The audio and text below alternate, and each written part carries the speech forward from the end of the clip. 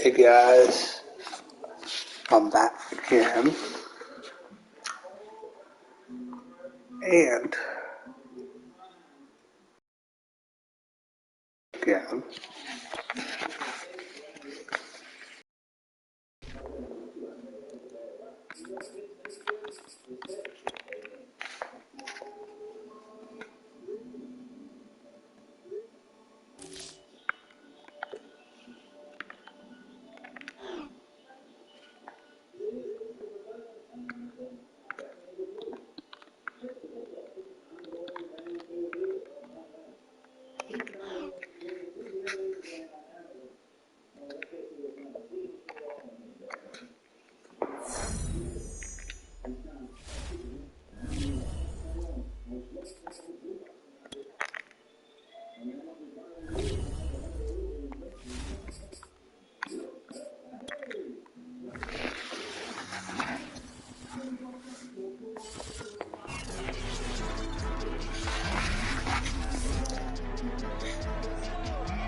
It's the NFL on EA Sports, and the question is, are you ready for some football?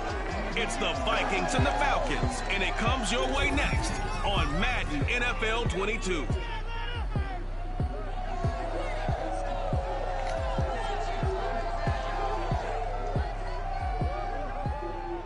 The weather this time of year in the South, perfect. Fall football weather, and we've got the roof wide open here in Mercedes-Benz Stadium in the heart of Georgia. A moment ago, here was the scene. The Falcons coming out from their tunnel to the roar of all the folks here in Atlanta. We're ready for football as these Falcons get set to match up with the Minnesota Vikings.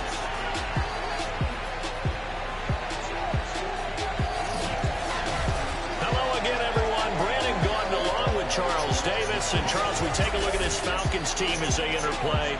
And losers their last time out, so they'll look to make amends here. And one of the best ways you can do that is to be at home, and they are. They're going to try and ride that home crowd and that wave of emotion to a victory in this one. Meanwhile, for our visitors, the Vikings, they're off to a terrific start, unbeaten at 5-0 through the first month and change. And you can hang a lot of this early success on their defense, too. They're the tone setters for these guys, and the entire team feeds off of what they do.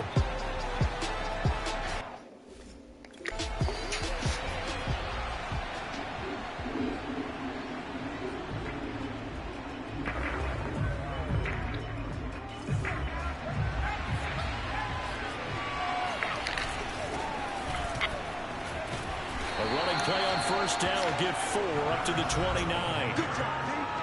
These are his numbers from last week's contest.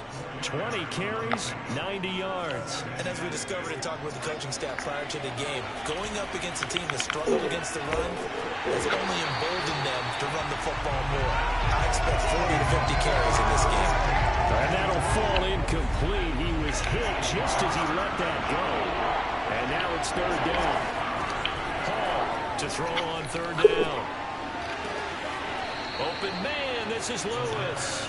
And he'll be out of bounds, but able to get it up past the 45. So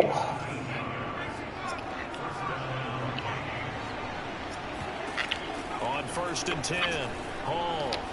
He's going to let this go. Back of the end zone. Toward the back corner of the end zone, but he could not get the feet down. This will wind up incomplete. So now 2nd and 10 after the incompletion on 1st down. Pressure brought in, and the Falcons get there for the sack. That winds up pushing it back 11 yards on the sack. And that'll bring up third.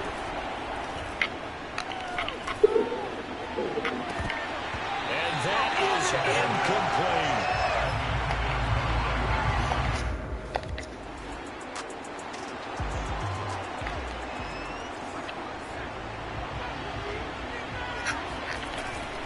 Play fake here on 1st down. He's going to air one out. And this one almost come back, you dumb piece of shit. Nearly an opening drive INT. He'll try again with the arm here on 2nd down.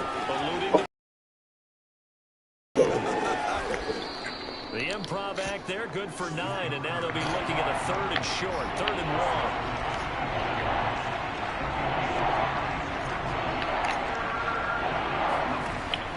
Back to throw. Hall. Caught. Right side. It's Lewis. And he will have a Vikings first down as they're able to get the third down conversion. Looking to throw. Hall. And a dangerous throw there. Incomplete. He threw that into coverage. It was nearly intercepted. On second down now. Bear. They get 6. That'll leave them with 3rd and 4. Back to throw. Hall. And he'll have it past midfield almost to the 40 before being taken down. And that's how you pick up a first down. Not only does he make the catch, but has enough body control to get his feet down inbounds, toe tapping and dragging to make sure he gets it done. Now this one complete downfield on the left side. And brought down, but not before they're inside the 25. That catch is number 819 of his career. It ties him with Hall of Famer Steve Largent, who did things largely below the radar. Not this guy. 819 catches, that speaks loudly in volumes. He's tackled a yard short of the marker. Good gain of 9 on first down. Again, he'll drop to throw. Good call there on first down. And Brandon, I'm getting better over the years and not screaming out, screen, screen, screen with my defensive training. They want to keep those pass rushers honest, and they did so there, and they wind up picking up positive yardage. On third down, Bear. And he's got the first down as he gets it to the 8. Defensively here, you're facing a top 5 team in terms of points scored in the NFL. So when they're that high-powered, you've got to find a way to hold them under 20. Because to me, that's the magic number. 20-point score gives yourself you give yourself your best chance to win. So if they're up, he's got his man. It's taken in for a Viking touchdown.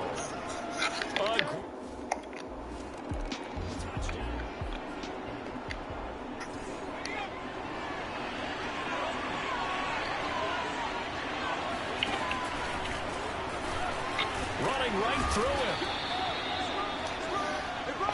So, Charles, you look at this offense, what a start to the season. 5 wins without a loss. When do you think that you start believing that maybe you're in the midst of something special? Well, you and I both know every head coach never wants that thought to creep into a locker room. But the truth of the matter is, not quite at this time, because if we look at the Steelers in 2020, they're a great example. Remember, they started 11-0, then lost 5 and 6 and went out in the first round. But I think if you get toward mid-November, the Thanksgiving time frame, and you're still doing this, that's when things start to get real for a ball game.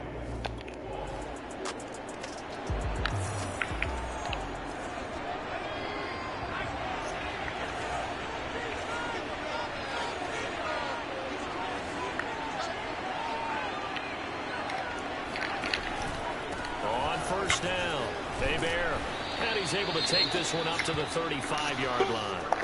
Now whistles and a timeout. Looks like we've got a Viking slow to get up. A good gain on first. Has him set up with second and just a couple of inches now from the 29. We'll check on his status when we get back. Looking left side, and he's got him in. That's Lewis.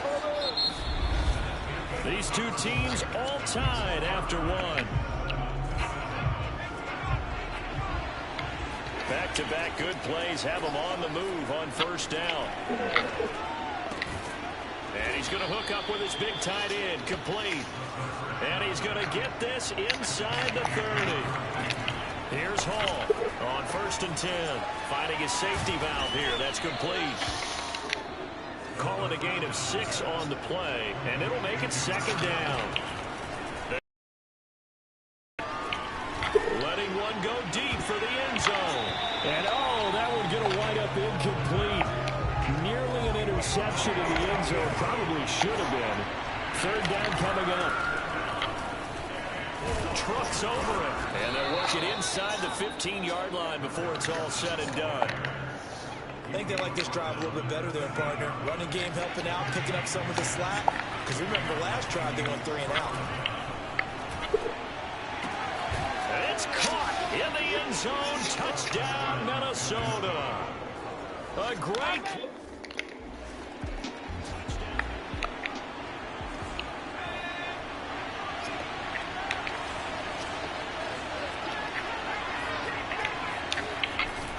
They'll run on first down. Bear. And some room to work. And he'll be taken down, but not before he works it past the 50. 50 yards rushing for him now on just 6 carries to this point. Very fucking early in the morning. I'm 32. Running game working. They'll stick with it on first down. 5 yards on the carry. Good pickup on first down. After the pickup of 5, here's 2nd and 5. Operating from the gun. Hall. And he gets it down to the 32. Minnesota. Don't worry, it's a 1-year contract. Waiting for someone to get open. But once the pressure forced his eyes down to see the rush, it was time to make a break for it. And that is knocked away in the middle of the field and incomplete. They've given up a few first downs on this drive, but getting the incompletion there, that should give them something to build on and maybe turn the tide. On 2nd down, Bear. 4 yards the gain, and it'll bring up a 3rd down. Looking to throw. Hall. Toward the sideline, and look at that catch. Dragging the toes, and that's going to be a first down. Well done.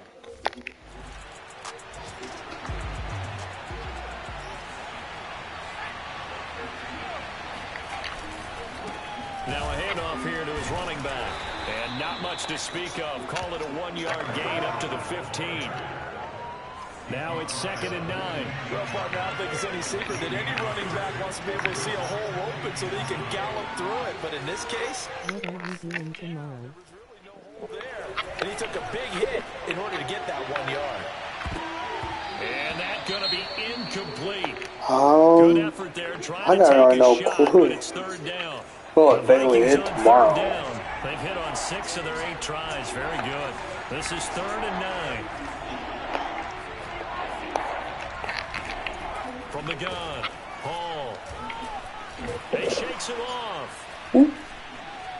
Flushed out right. I'm not going out now, bitch. And he gets the first down here as he's taken down at the 24. But nowhere to throw it, decided to scramble, and a nice job, CD. Got the yardage that he needed. Yeah, and his teammates are certainly going to appreciate that effort, even if his coaches don't, because they would have wanted him to slot. Breaks the tackle. He's got room to run. Still fighting for more. Okay. A big pick up there on the run. Most of their damage has been done through the air. I mean, they've rung the bell 3 times with passing touchdowns, but guess what? Ground game has not been neglected. Nice little burst right there. Escaping the pressure right. And he works it past the 30.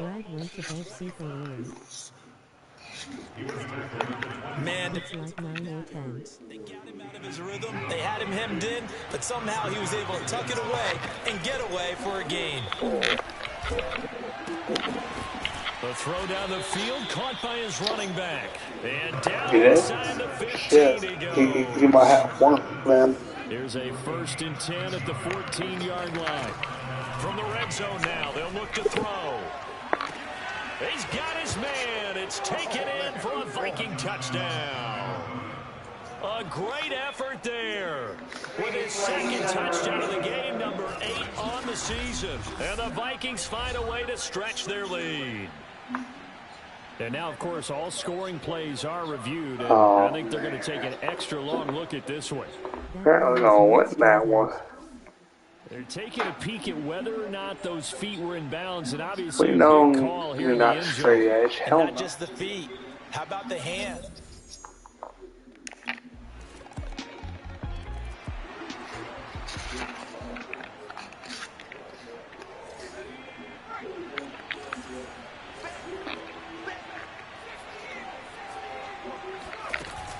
On first down, Bear.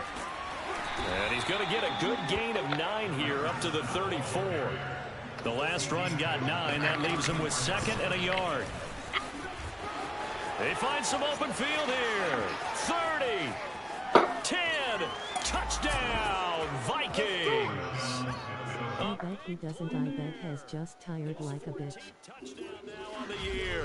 And the Vikings continue to pull away here in this first half. So there, Charles, I mean, a situation where it didn't matter how far he had to run, he was not going to be denied, and he winds up taking this all the way to the end zone. Or do that That's second best person. running backs in the game today. Because Or Robbie or Flu.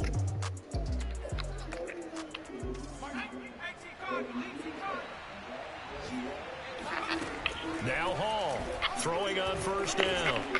Looking deep downfield. And he's got it.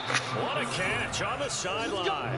A big connection on that one. 37 yards. there's no doubt in my mind that not many guys in this league have had the impact that he's had here in the first half of the season. He's been a big play guy from the word go and continues to be one with another one right there.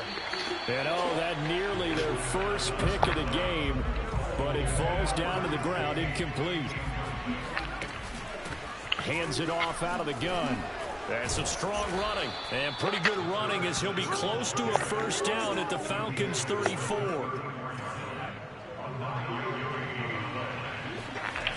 To throw it is Hall. Off play action.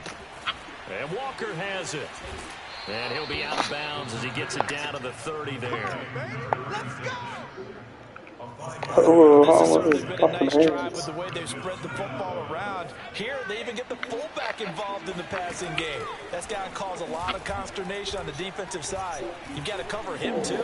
That makes things really difficult. And he is out of bounds, but first he gets it inside the 10 to the 7.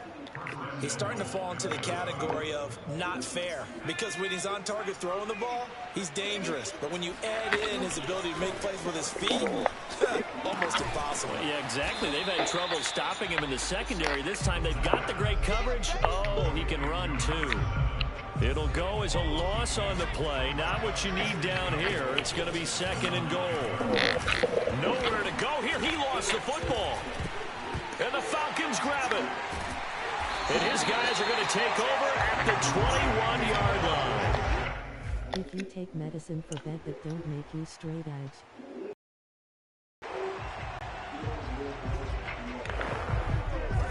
It doesn't. Hall now on first down. He's got Lewis. And past the 40 before he's out of bounds.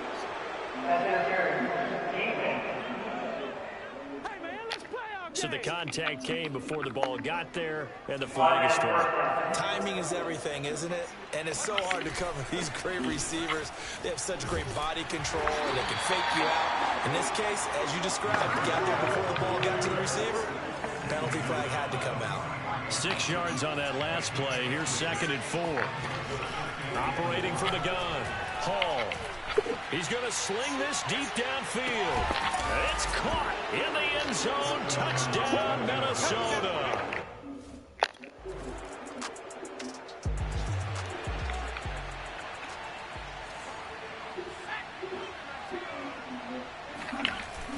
They'll run on first down.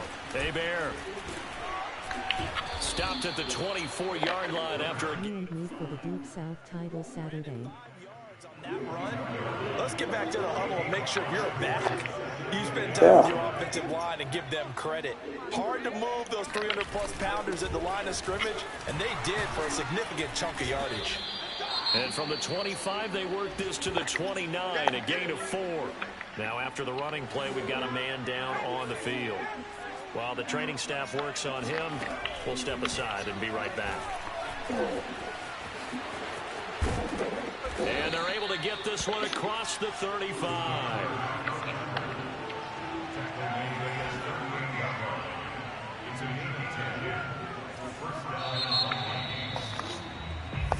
Back now here on EA Sports. And that is going to do it for this third quarter of action. On first down, Hebert, and shedding the tackle, and now some room. And he'll be taken down, but not before he gets into enemy territory. Oh yeah, one over number. 203 yards rushing That was now for the 2. NFL leader coming into this ball game. Right back to him on first down. 2 yards on the pickup there. It'll be 2nd and 8. Charles, you said earlier this defense is probably going to need to hold these guys right around 20 or under that if they were going to have a chance. It was evident pretty early on that wasn't going to happen. Yeah, they left 20 behind a long time ago in this game, didn't they? It looks like they're headed towards a big, big number. But 20 was the threshold because that kept them in the ball game and kept the pressure off of their own offense. Hall off the play fake. And that will be incomplete.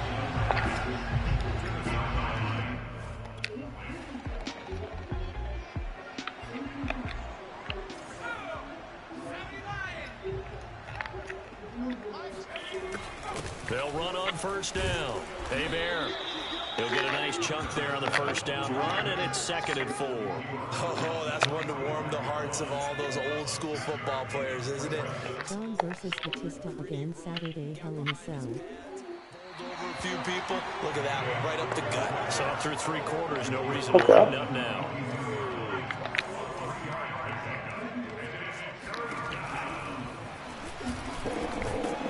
And he's got the first before he's brought down at the 39-yard line. And now they're in the hurry-up. Now they'll switch it up here and look to throw. He's got a man. It's his tight end. That's complete. And they'll wind up getting this one all the way down inside the 20. So here's a 1st and 10 now down inside the 20. Inside the red zone here. They'll look to throw. He's got his man. It's taken in for a Viking touchdown. A great play there. There to make the grab. And the Vikings add on to their lead, and it's looking like that win streak is going to extend another week. And we remember, of course, all scoring plays need to be verified upstairs, and I think they're going to at least take a look at this.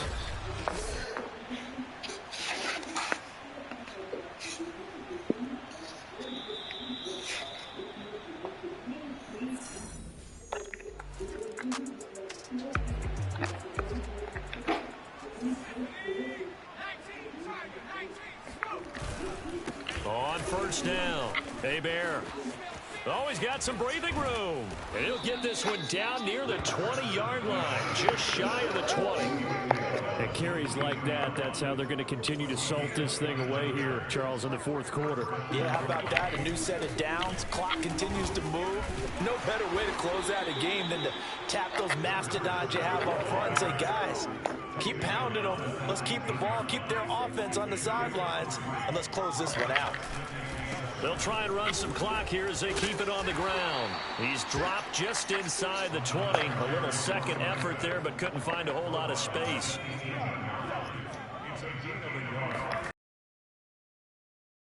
Hey, Bear. Well, this is going to depend on the spot, but it's not a very generous one. He looks to be about a yard or so short. Brad versus Tyson Saturday last night. They'll run on first down. Hey, Bear. And some room to maneuver. And they're able to get this one across the 35. Here we go. Well, that's a carry they have to be satisfied with. And throughout this game, they've been satisfied with what he's given them. Whenever they've needed a big run, a first down, he's the guy they've turned to. And it doesn't matter what the defense thinks. They feel like they've got the confidence to keep handing it to him and keep picking up good yardage. The previous run, good for 9. Here's 2nd and a yard. And for one of the few times here today, this run's not going to go anywhere. They'll say no gain on the play, so it was looking good, but nothing there, and now it's 3rd down and inches. Fights loose. And he's got the first down yardage before being taken down at midfield.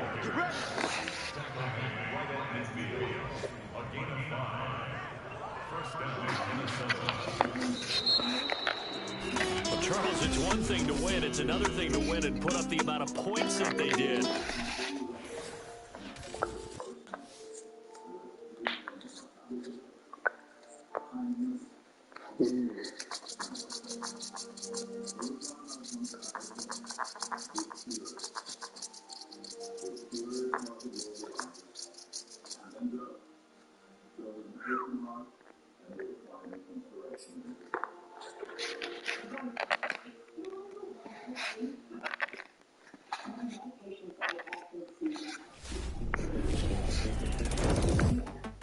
As dedicated fans of the NFL, my audience is sure to recognize the voice of our next guest, especially if you happen to be a Madden player where he's worked alongside Brandon Gaudin since 2016.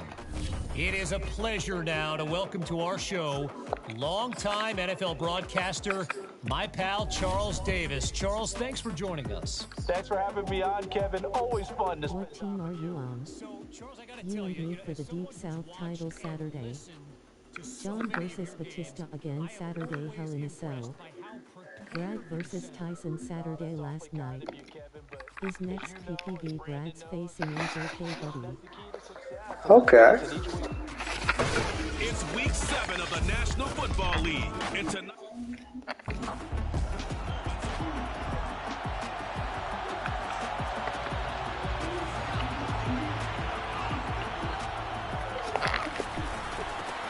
On first down, Bear. Room past the 20. And all the way up to the 33-yard line. Now after the running play, we've got a man down on the field. While the training staff takes a peek, we'll take a break. So they'll come up 1st and 10 now from the 33. Back to throw. Hall. He's going to look deep down the field. And this one almost intercepted. Not a good throw there. Nearly an opening drive INT. And Charles, despite this list of key inactives that we see here, they've obviously still been pretty successful. Give everyone credit for this one, because to me, when that happens, key guys are out, the next man steps up and plays well, but that starts with the organization itself, all the way through. No excuses for guys being out, finding guys who are capable backups who can step up and play when they need them, and we've seen the results of that. This team knows how to work through things. Yeah, he'll work free from one tackle, but that's about all. Next PPV versus Brad. You know, we talk about potential unbeaten seasons a lot. It feels like every year at some point in the season we talk about that. But this is one of those games where if you're unbeaten, you got to be careful. You can't take this one too lightly. You're exactly right about that, and by rights, this should be a cakewalk. Almost a week off. Let the starters run up the score in the first half, backups get to play in the second. But you and I both know that funny things sometimes happen when you think this way. So it's incumbent upon the starters to really play well to make It would be a good fight. This for field position after the big play. Inside the 15 now as they come up on 1st and 10. Back to throw again. To the goal line, but it's incomplete. The missed opportunity for an interception would have killed off the We put a story behind it. Didn't get it done. I guess that's why. And able to break one tackle, but then quickly brought down. But a nice little gain. Now after the running play, we've got a man down. Like with R, we got a story behind R. This drive, it's 3rd and inches. Well, he gets attended to. We'll step aside. And he's going to run into a brick wall right in the middle of the field, and I don't think he got there. Holy shit. So the snap will come from the 3, but remember, they don't need the touchdown. They can get the first down, and he'll get in. Touchdown, Minnesota. A great effort there. Touchdown number 15 on the year. The Royal Rumble is January 17th. Yes, it is. Here's Hall on 1st and 10. He'll get this one into the hands of Lewis. And he'll take this to the other side of midfield before going out of bounds. Now after the completion, we're going to get a timeout, an injured player. While the trainers take a look, we'll step aside. Now Hall throwing on 1st down. He's going to go for a big play downfield. And this one is incomplete. Well, they've got man coverage on the outside, and my scouting report on these DBs tells me that they love to take matters in their own hands. They want man coverage, not zone. And there was good coverage there that forced the incompletion. Monday PPV. So it leaves him with a 3rd and 7 ahead. Oh, you had to from one. Okay. Looking to throw. Hall. And he's caught on the sideline, but he's not going to have a first down. They say he...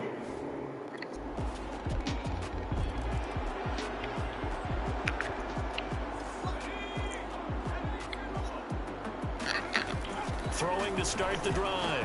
Hall. And shedding a man at the 40. They get him down, but not before he takes it across. Who's in my mid-30s? January 17th was on Monday. Goodness. The clock has gone off in your head. It's time to go. Tuck it and get all you can. Now this throw caught left side. And they're able to work this to the 25 before it's all said and done. A big play that time through the air. 34 yards.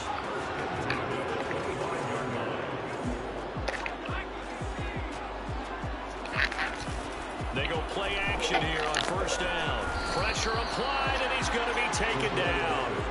They sack him back at the 33-yard line.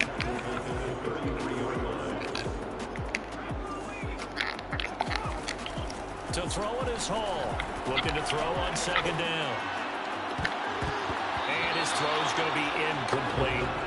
So many times we talk about coverage, we're just about a defender running with a receiver, but a big part of it is understanding where the football is, finding it. In this case, when it arrived, it wasn't a surprise, and he was able to bat it away.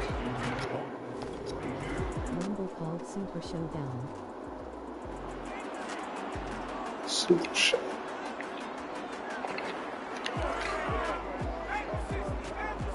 So, why they call it a Super Show? Hall now on first down, eluding the pressure right.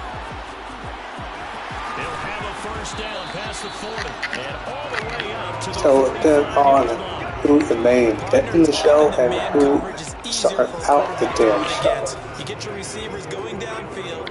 Those guys are staying with them, and oftentimes they have their back to the quarterback, which opens up a lot of space and room, and they don't even know that he's taken off with it. What a big-time pickup on that play. Looking for more there on first down, but this throw downfield incomplete. So after the incompletion on first, now second and 10. On the move to his left. A beautiful fake. And he'll work it across midfield inside the 25. So into Pat's territory now. Here's first and 10 at the 43. Now here's a throw that's complete. A gain of 6 there on first. It's a ring of the 6. Brings up second and 4 at the 37-yard line. Off play action. Hall going for the deep ball. That's going to be knocked away and incomplete. Early on, the running game's been working well. The offensive line has been pleased by that. The thought process there, catch those safeties creeping up, trying to help against the running game. They tried to hit them over the top, unsuccessfully. And that nearly Field goal. for his hands to...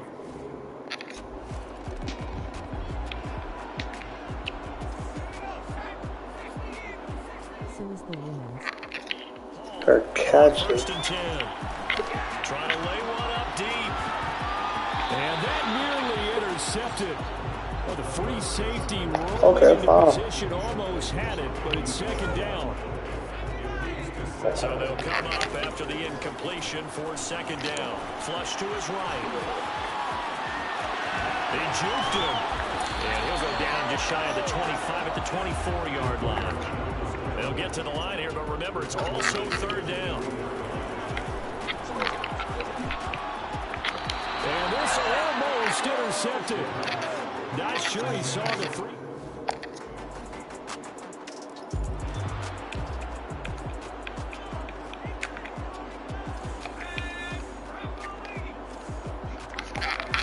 Here's Hall throwing on first down. He's going to loft one deep left side here. Got a man, it's caught inside the 10.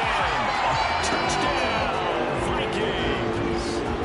A big play there in the final seconds of the first half. And the Vikings are able to cut into this lead in the final seconds of the first half. Well, he's been doing this for a lot of years with the arm strength still there, and he showed it off. Kyle O'Reilly versus new TRW Championship.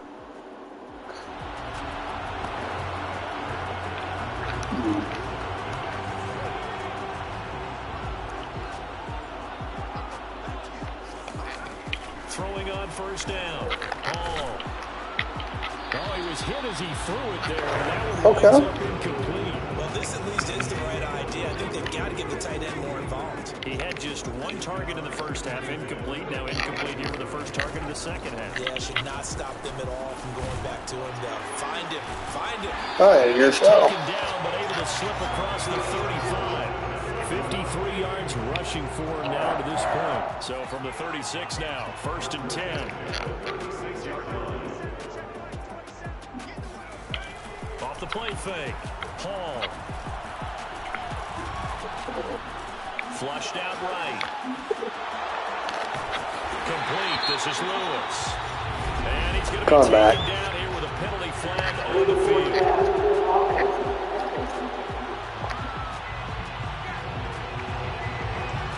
That's a good chunk of yardage. It's going to be canceled out. And we always talk about hidden yardage in a game. Won't know anything about the Deep South Championship match after Saturday. But now they have to make that up again, don't they? Now Hall, off play action. And his throw is going to be incomplete. And that's a nice job there. Our Because woman, you gotta play the ball, not the man when in who coverage. give a That'll shit? keep you away from a lot of needless penalties. And he's able to knock that one away. They'll try and set up the screen. It's complete. And he will lose yardage here to the 30.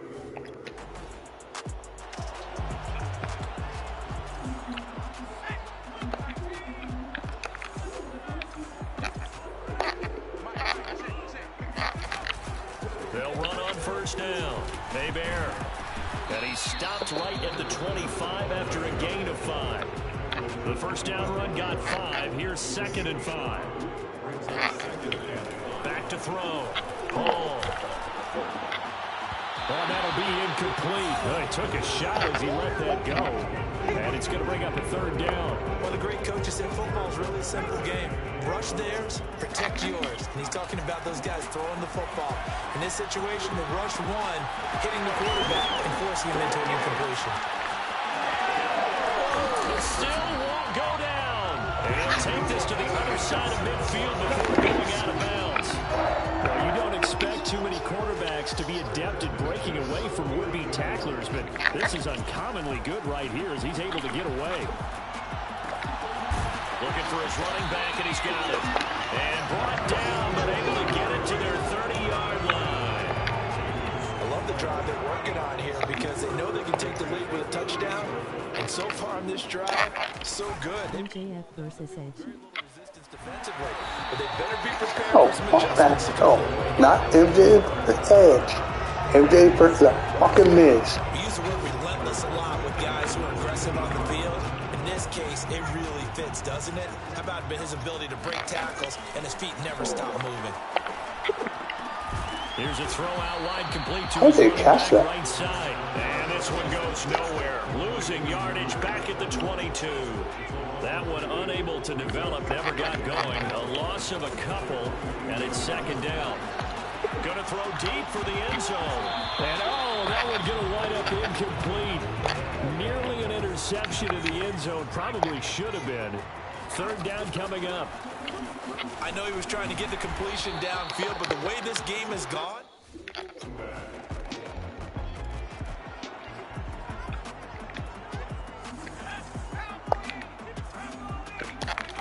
to throw it is Hall on 1st down. Going up top. It's caught inside the 25. Touchdown. A great play there. His first touchdown on the year. And the Vikings have taken the lead. And that time he came out of the sit down on my back foot, too. for the score. I think what we just saw there, partner, was what we call scheming a guy open. Put him in the slot, know that he has tremendous speed. What you're doing with your other receivers is likely running.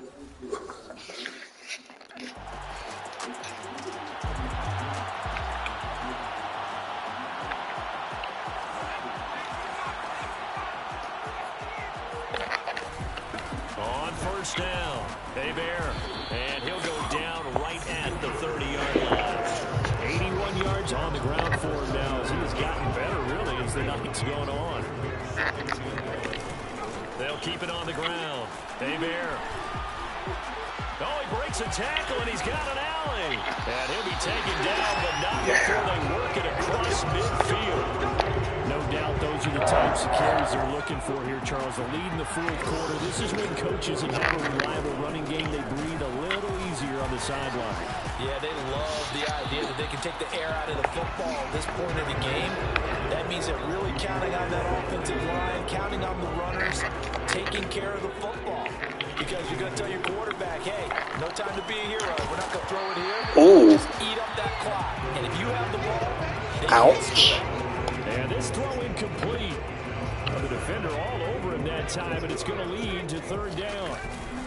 On third down, Hebert fights through, and now a crease. And they'll wind up getting this one all the way down inside the 20. And they were there wide. Miss Kryptonic is facing Statlander Deep South Championship Saturday. We just saw some of it right there. How about that run? Yeah, breaking the tackle, and, you know, late in this game, he wants the football in his hands. That's going to be a good match. And the Vikings are going to be looking at first and goal as they move this. They got a good storyline behind it. First and goal, 6 points here would go a long way toward wrapping this one up. And he's going to score. It's a Viking touchdown. A great effort there.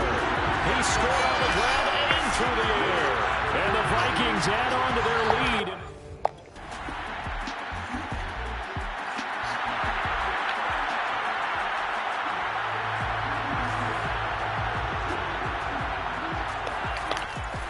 They'll run on first down. Hebert. And he's going to get a good gain of 9 here up to the 34. Now, I'm guessing you'd say this is kind of the key here. Grind out some yardage, work on that clock, see if you can continue to tick it down. Definitely, you want to bleed things out at this point, right? Continue to possess the football, gain some yardage, and put the onus on the defense. Do they have to use timeouts? What are they going to do to stop you? Well, they didn't accomplish their goal. They didn't get a stop there, gave up another first down. They have all 3 timeouts in their pocket. I think defensively, you've got to start thinking about using them here. I was just going to ask you at what point you think now's the go time? I think now's the go time. I don't think you sit back and wait because they can take a lot of time off the clock between plays and run 3 to 4 and really put you in a stressful spot. So now then, the big play has them all the way inside the 30 now, first and 10. And down inside the 15. Only what I'm doing right now is running down that clock. Who should only lock fight for TRW Women's Championship Saturday?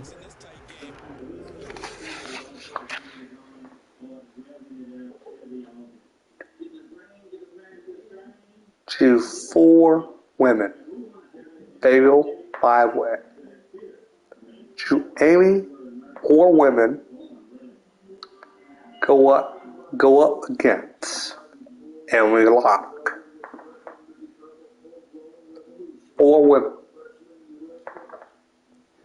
4 women. Preserve this lead. On first down, Hebert. And he's brought down. I have to chuckle to myself a little bit, Brandon, because right now I could be in that huddle with that offensive line. I know exactly what they're saying. And he'll get into the end zone. Touchdown, Minnesota. And sorry about beating Atlanta. Touchdown number 3. Very bad.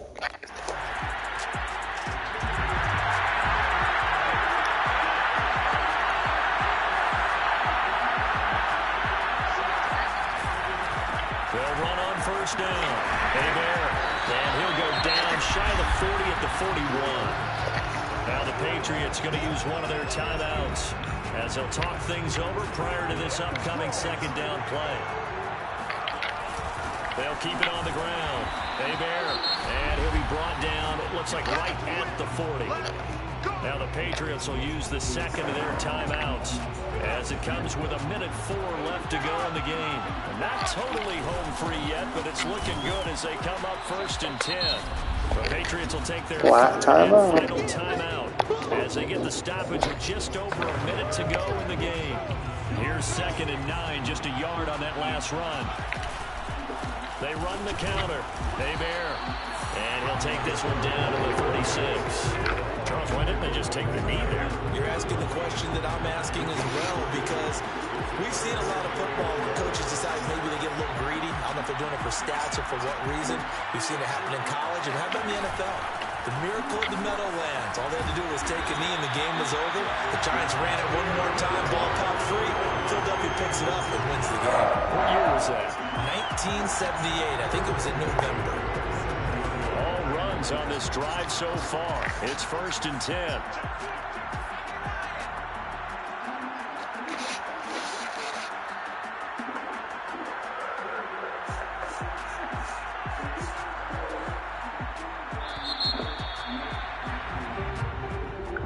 Charles, it's one thing to win. It's another thing to win and put up the amount of points that they did. Boy, were they clicking on offense. They can't help but feel great about themselves, can they? I mean, what a game to put up that number of points, continually feel like they're moving the ball, things are working and clicking. They think that they can bottle this and carry it with them. And as an offensive coordinator, you just don't think you can do anything wrong. Whatever you call, run, pass, it's all going to work. That's called being in the zone. So for Minnesota, their winning ways continue as they get it up to 7-0. And they'll have another home date next week as the Carolina Panthers come to town. Meanwhile, for the Patriots, they did. So, yeah.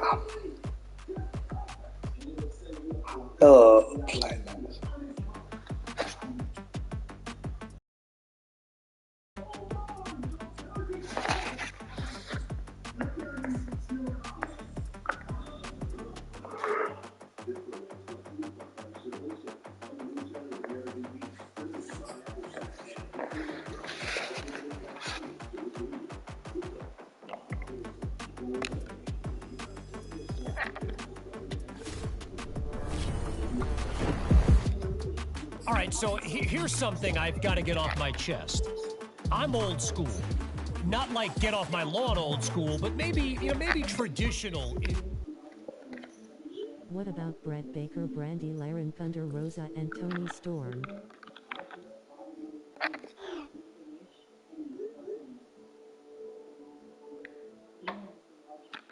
That's not a decent match.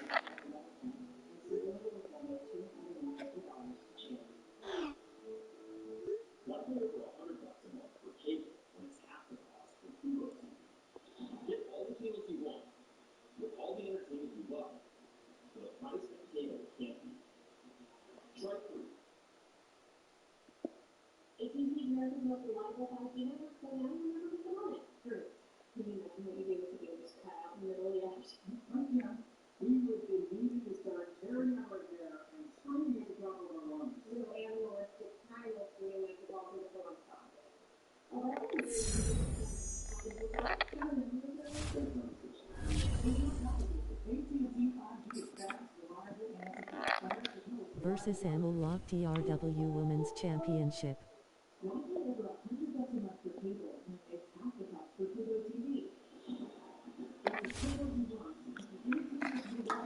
Okay.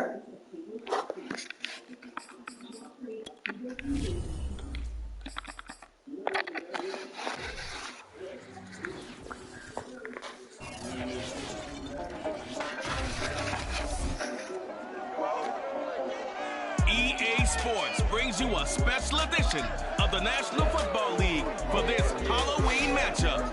It's the Panthers and the Vikings, and it comes your way next on Madden Football.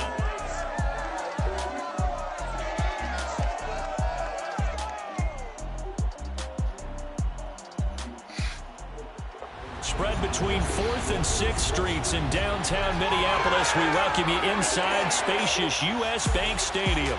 The scene a short time ago, this crowd decked out in purple, and they were in full roar as their guys burst out of the locker room. We're ready for football, folks, as the Vikings get set to do battle with the Carolina Panthers. Hi again, everyone. Brandon Gordon alongside Charles Davis. And Charles, you look at this Vikings ball club. They can't be any better as we hit the halfway mark. A perfect 7-0 on the year. And when we looked at this team in August and we looked at the schedule, we thought they had the potential to get off to a good start. I don't think either of us expected 7-0. On the other side of the field for the visiting Panthers. They were versus Cody. They're going to try to get back in the win column, and obviously they're going to have to do that in a hostile environment. But hold on, version of Cody.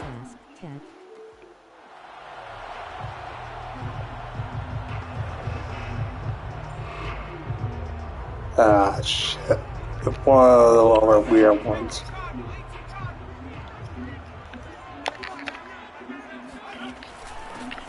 On first down, Bear. And he'll wind up with about 6, up past the 30 to the 31.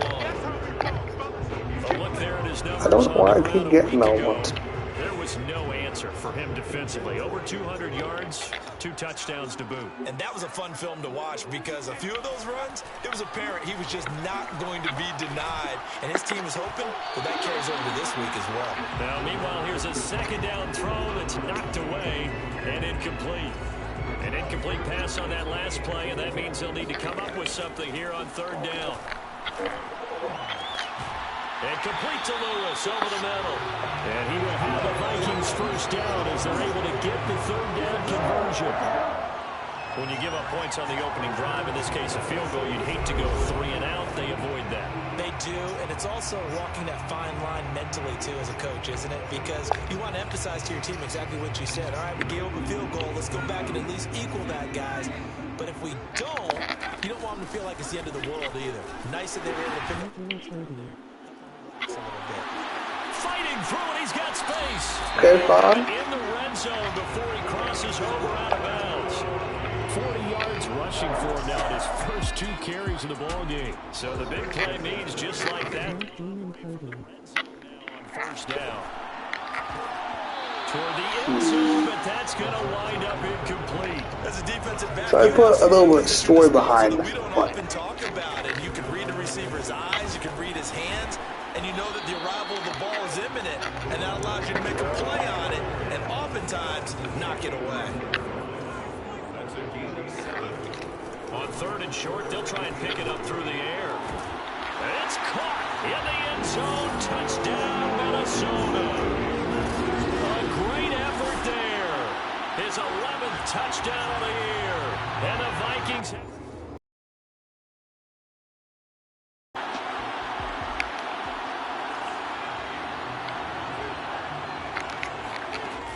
They'll run on first down. Bear. Gain of 2, and it brings up second down. Yeah. So, Charles, you look at this offense, really on paper, at least a great situation for them upcoming. They're unbeaten. Yeah, I know that. An open week coming up after this. So, I guess my question, any worry that maybe this is coming at the wrong time? Definitely be worried about this game, maybe more than any other on the schedule, because I know my guys are looking ahead to that. I'm going to try to reach out a little bit, but make sure they take care of business in this one. Otherwise, you're talking about a double trap. The trap of losing the game and then having the open week and having the stupid. Now the throw on third.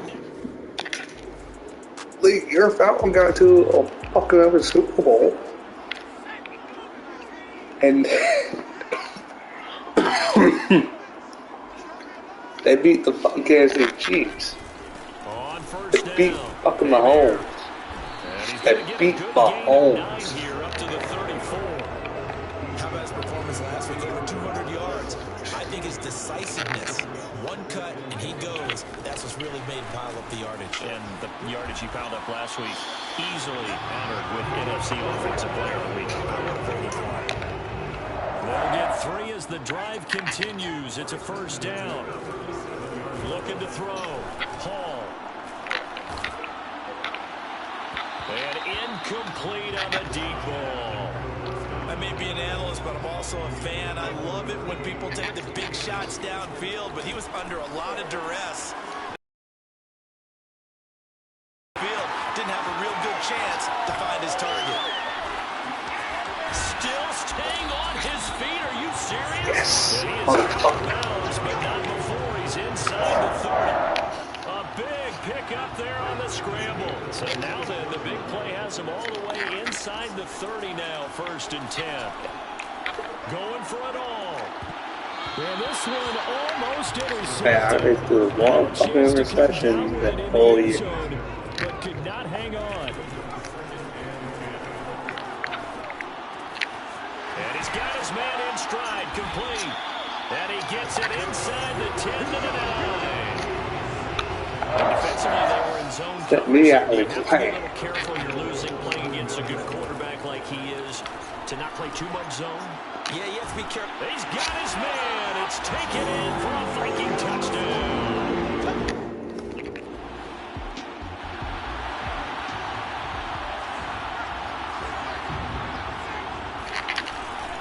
They'll run on 1st down. Just fighting through one tackle there to pick up about 3. 2nd down coming up. Now 2nd and 7 from the 23. From the gun, Hall. He finds his man, complete. It's Lewis. And he'll be out of bounds, but able to get it out past the 45. Good strong throw and catch right there. And so far in this game, the Owls have been open for them to get completions, and they're taking advantage of it. Powers through him a 2nd time. And they'll get him down as he's inside the 40. 75 yards rushing for him here as he starts to close in now on 1,200 yards for the season. Back to throw now on 1st down. He's going to air one out. And this is taken in at the 5. Touchdown, Vikings. A great play there.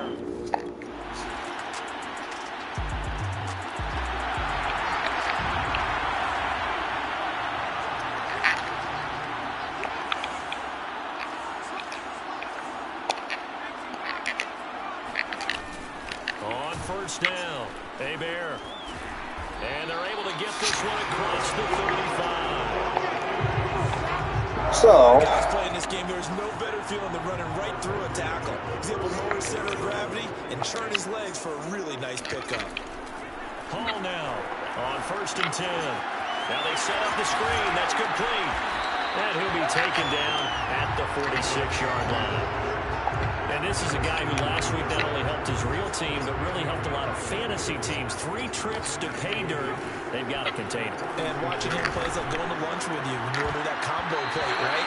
In this case, his combo plate is Minnesota even catch it just turn it into a big gain, run past you, and then uses his size and his physical don't know how long abilities it's to keep been you since Escaping the pressure right. And that is incomplete. Oh, he did everything but hold on to it. But a nice play defensively, and now it brings... Well, you talking about Joey?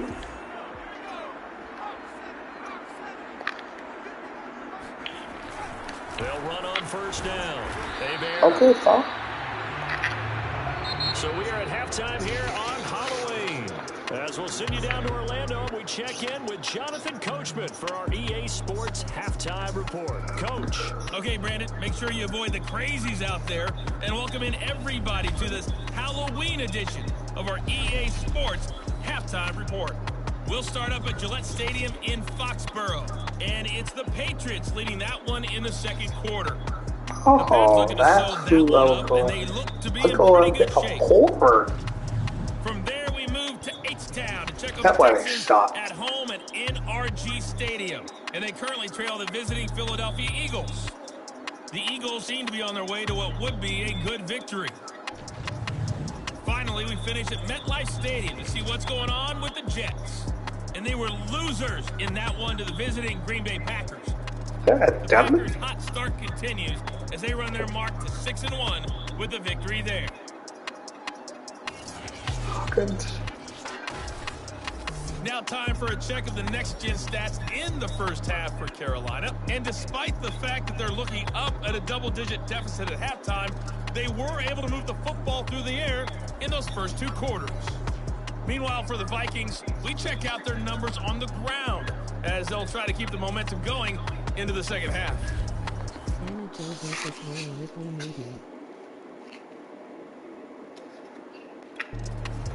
Okay, Mom.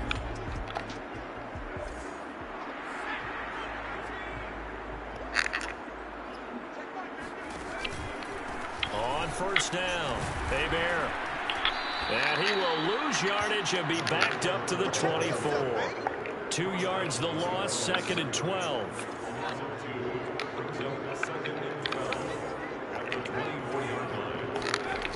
Operating from the gun, Hall. And that'll fall incomplete. He was hit just as he let that go. And now it's 3rd down. An incomplete pass on that last play, and that means they'll need to come up with something here on 3rd down. Pretty solid gain of 7 yards that time as he scrambled. But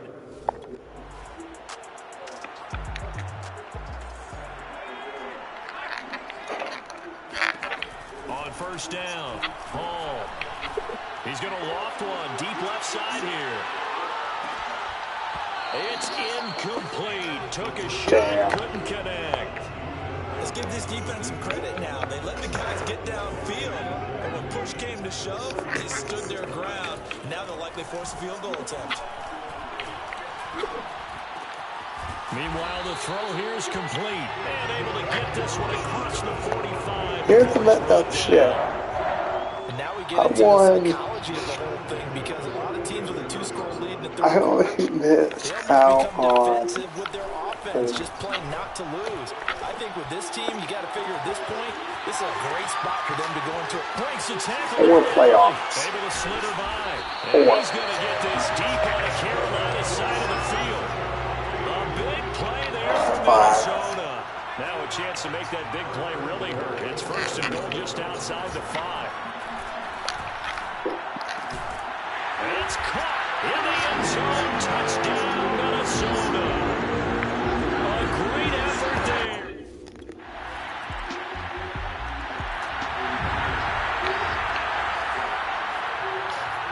So, Hall off the play fake.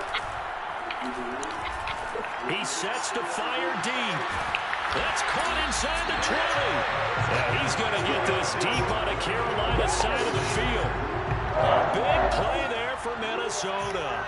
A real field flipper there as all of a sudden they've got a 1st down in the red zone. And he's going to push his way down to about the 12. what the 6 hell? yards for him on the ground now as he has been terrific here this afternoon. He's got his man. It's taken in for a Viking touchdown. A great play there.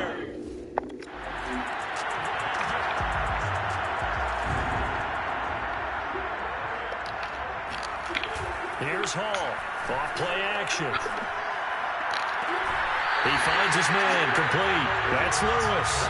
And he's going to be out of bounds right at midfield. Kyle Shanahan doesn't care much for Challenge. that. I don't get this shit. Comes the red challenge flag. Did he keep those feet in bounds? That's the question they've got to decide. And I got to say, watching it in real time, it was Ninja. Yeah, it certainly looked like a heck of a catch because he didn't appear to bobble it, which could complicate things. But even with the benefit of replay, that's pretty tight. Well, here's the call. After review of the play, ruling on the field stays. So the challenge there does not go their way. This will indeed remain a completed pass. They'll run on 1st down. Hebert, despite the strong run, he'll be hit and dropped shy of the 45. Give him 3 on 1st down. It'll set up a 2nd and 7. They'll keep it on the ground. Hebert, and he's going to get this pretty close to a 1st down. Stopped at the Panthers' 41.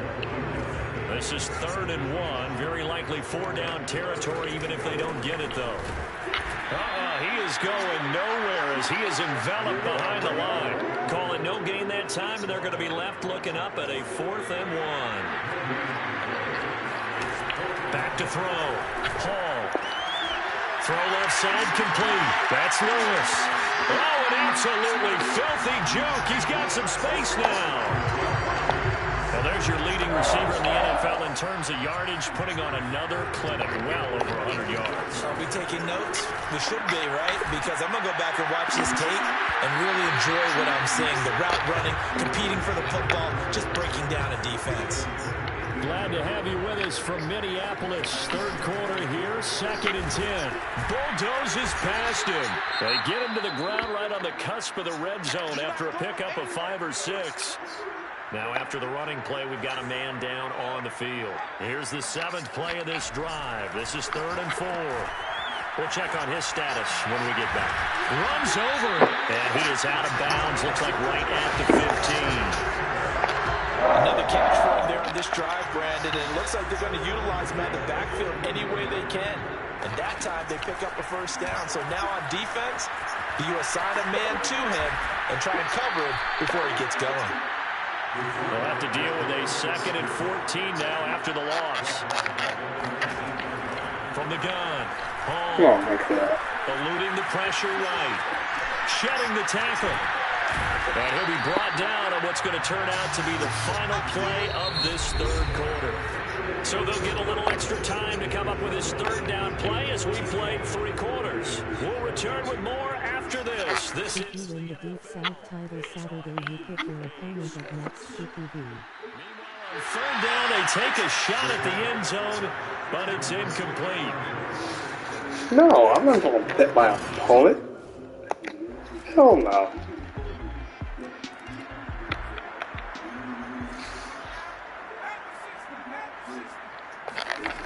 On 1st and 10, Hall is going to let this one go deep. And he knocks the ball away. It falls incomplete. I really want to hit opponents. Yards downfield, that has to be a measure of revenge right there for the secondary. They've been shredded throughout the game and finally forced an incompletion. Looking left side, and it's complete. And they get him down, but not before he takes it across the 40-yard line. Now, after the completion, we're going to get a timeout, an injured player. While the training staff works on him, we'll step aside and be right back. He's going to launch this thing way downfield. And it's nearly an interception. I want to play my down and run. Really would have helped him there, but not to be. Let's see. They'll stick with the passing game as he looks to throw. He's going to let it go again. And it's knocked away and incomplete. How did that not connect? That's one of the rare if I win, hit so far. 5 touchdowns if I win, already. And you see he's still airing it out. Next I wonder if he's getting run plays that are sent in and he's switching them to deep passes. Sami Zayn. Now Hall off the play fake. And a throw there going to be incomplete. Okay, Sami Zayn.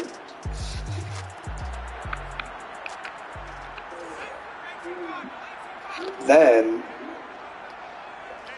a second opponent. To throw it is Hall.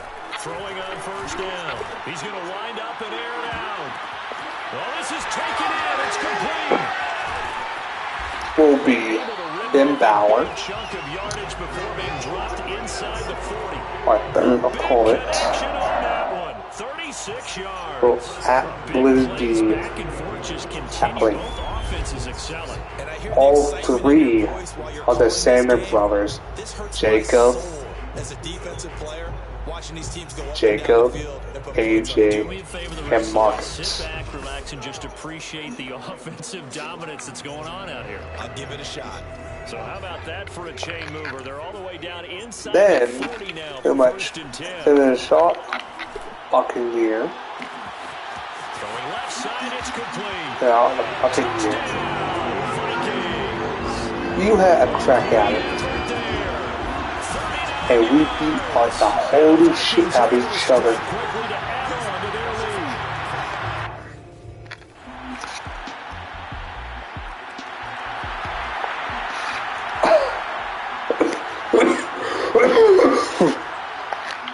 Victory formation time for the Vikings as they'll take a knee here. And a timeout coming in. This will be their final one with 10 seconds remaining. At our Christmas Eve, our Christmas Day pay-per-view. I got this all planned out. Don't worry, it's going to be a dominant run for me for all of next year. I'm not planning to lose my title. They can't help but feel great about themselves, can they? I mean, what a game. I'm not planning to lose my title till I feel like I'm losing my title.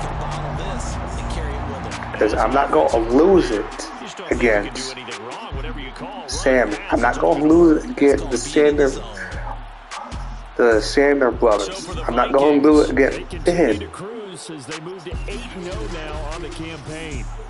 Oh, they're going to be a good one. After the Sander brothers. After Sander brothers. They dropped to 2-6 now on the year, and they'll get a home date next week. Drew McIntyre. Detroit Lions. And after that, Big Wayne. Then after Big Wayne, Adam Cole. Then after Adam Cole, Kenny Omega. Then after Kenny Omega, Daniel Bryan. Then after Daniel Bryan, cowboy shit. Then after that, after cowboy shit, redneck shit. And then after that, Samoa Joe. Then after that,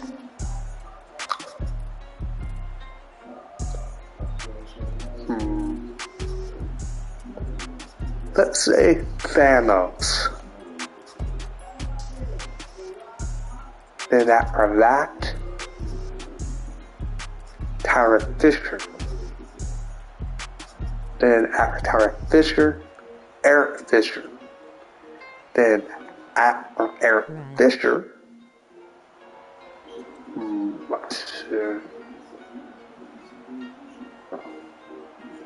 yes, but in the order I say.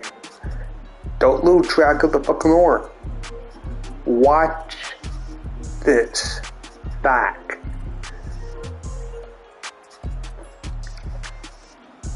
Watch it back and in how order I say it.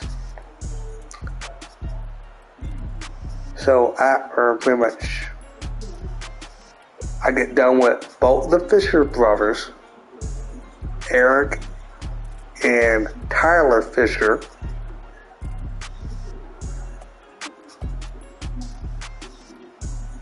Joseph Argana. Not be your first opponent after me. Should that be my first opponent? Dude, he is going. Dude, my first opponent is going to be Sami Zayn. Here's the reason why. Here's the reason why my first opponent should be Sami Zayn. I'm going to kick his fucking head off, and it's going to be a quick victor. That's the reason why I'm having Sami Zayn as my first opponent for my championships. Then after that, going to be like a fatal 4-way against myself, AJ Sanders, Bobby Fish is before you get your rematch. Bobby Fish is before you get your rematch.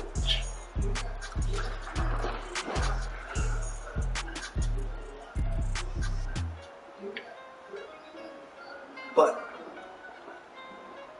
then after pretty much the Sander brothers, then pretty much and then Eric and Tyler, then pretty much Samoa Joe's, then pretty much on and so forth and so forth.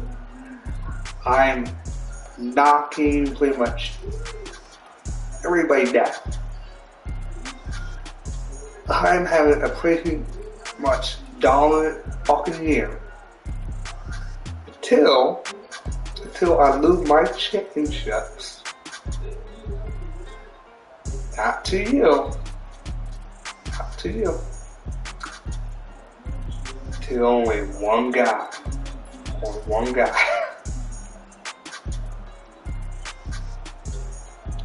And that's pretty much. What about CM Punk? I don't know who I'm going to shit. That was CM Punk. CM Punk is on there as well. But look here. Because going to take all Sammy saying. Then the Sandler brothers. Then if I really want to be a dick, I dominate Brock Lesnar. Then Samoa Joe. Then Drew McIntyre. Then Eric Fisher. Then Tyler Fisher. Then, pretty much, I got that planned out. Gonna have a dominant year at me kicking everybody's fucking heads off. Yeah. Gonna claymore everybody into a family. I'm gonna be going, what the fuck did I get hit with? A fucking boot. I'm gonna have death grip on that fucking title. Next year, I'm gonna have death grip on it.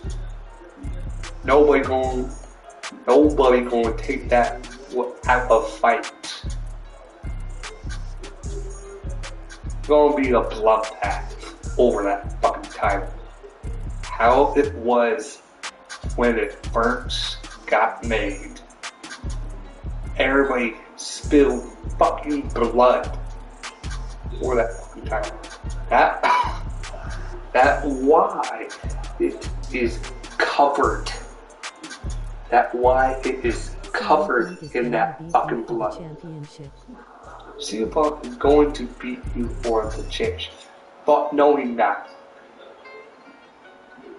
if he does, he's not going to be going to be my last fucking opponent. My last fucking opponent. That's it. My last opponent. My last opponent of the fucking year. Into the new year of 2023. They're not going to be the year, the year of fucking Punk.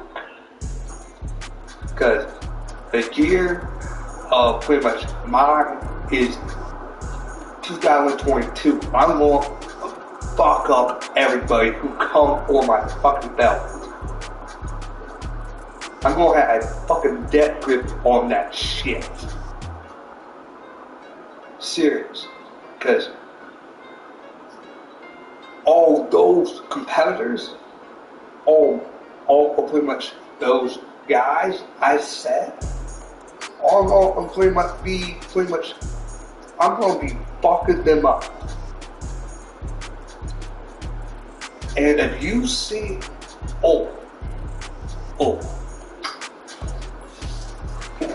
one Pacific dude is going to give me a run for my fucking money. And you know who that is? That is Joey Depp. Well, you know him and Joey Armageddon.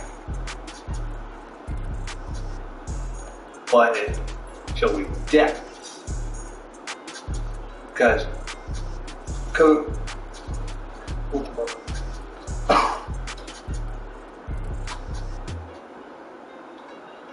couldn't find Armageddon. Sorry. You're going to give me a run with my money. You are going to give me a run with my money too.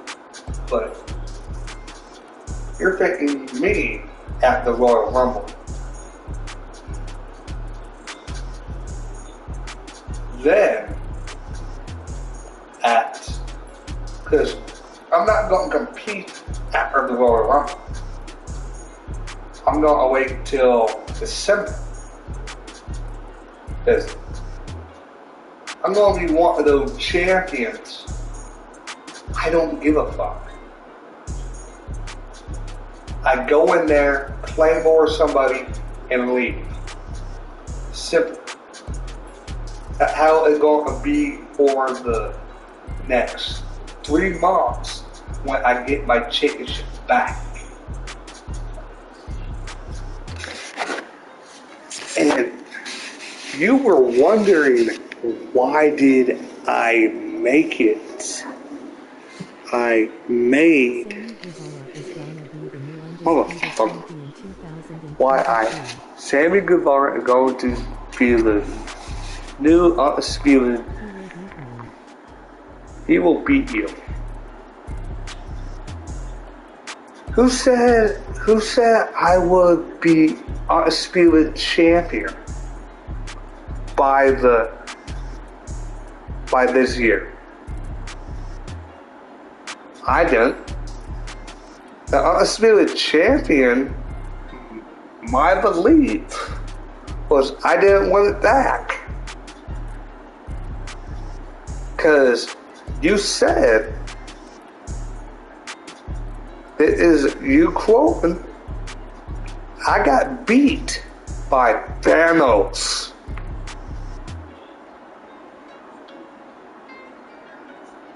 True or not? So, pretty much, Thanos is the undisputed champion.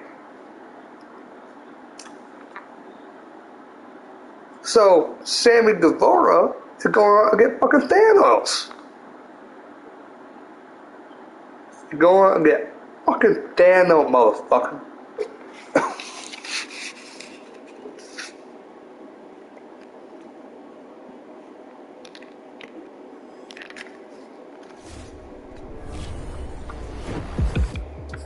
Someone asked me on social media the other night, if the NFL were to expand again, which cities would get the new teams? And by the way, for the record, I don't think it's going to happen right now. God, I'm going to get fucking lines. Shit, motherfucker.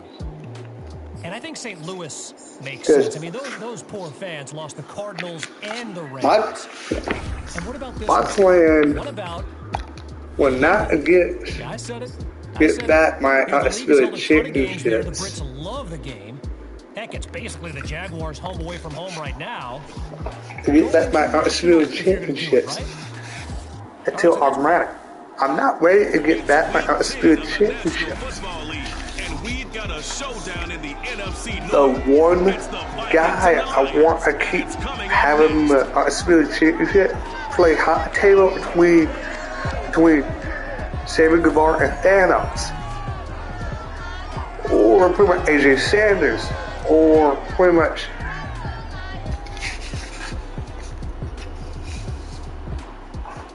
first opened in 2002. There's a look.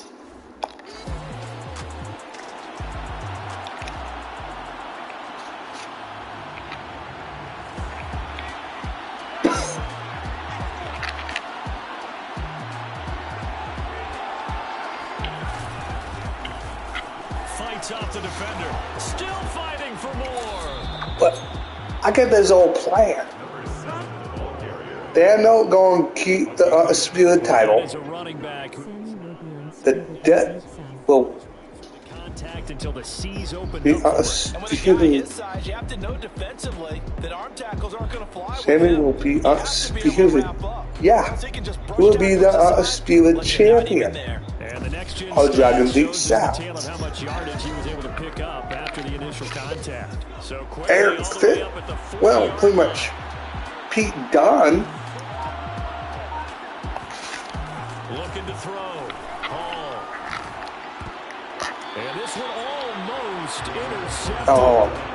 Not a good throw there. Nearly an opening drive. INT. After the incomplete pass, here now is second. Eric, pretty much Eric Fisher in the UK champion. to throw. Hall. Looking left side, and he's got a man. That's Ramsey. And they'll get this well past midfield before being stopped just before the 35. So the ball moves into Lion territory now. Here's 1st and 10 at the 37-yard line. He's going to air one out. And it's caught in the end zone. Touchdown, Minnesota. There with a lucky number 13 touchdowns now on the year. No, he won't beat you in April. No, he won't beat you in April. He will beat you in March. There's still something about a guy slinging one downfield. Seriously, he will beat you in March. Not beat you on your birthday. No. That is a day all for you. Your birthday. That is a day for you. But anything can happen on Dragon League South. On 1st down, Bear, and he can only manage to Anything can happen. 2nd and 8 coming up. But 8 yards to go on 2nd down. Looking to throw. Hall. He'll have a 1st down past the 40. And he'll be out of bounds just shy of the 40. A big play there on the catch and run. Well, partner, I'm not sure how this drive's going to end, but how about the way they flip field position there? A nice attacking play that picked up a heck of a chunk of yardage. He'll let this go for the end zone. And it's incomplete. Took a shot, couldn't. anything can happen. An incomplete pass on 1st down. That leads to a 2nd and 10. And they'll run on the inside handoff. And a pretty good run as he'll get this down close to a 1st at the Lions 32. Ball now. On play action. Throws right side, and that's complete. And he will reach the 5-yard line before going out of bounds. Now whistles and a timeout. Looks like we've got a Viking slow to get up. While the training staff, and he will take this one into the end zone for a Viking touchdown. A great effort there.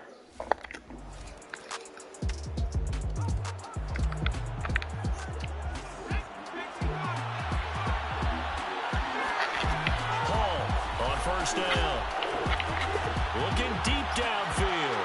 And he bats it away, and it falls down incomplete. Following the incomplete pass, here they go again. 2nd and 10 from the 25. Operating from the gun. Hall. Throw left side complete. That's Lewis. And he'll take this to the other side of midfield before going out of bounds. And a good quarterback facing zone coverage. If he has just a little bit of time to survey the scene, that's what's going to happen. No doubt about it. If there's no pressure, he's going to continue to pick them apart because he'll have all that time to find someone open downfield who can only cover for so long. So maybe they want to go to a zone blitz scheme, get a little bit more pressure.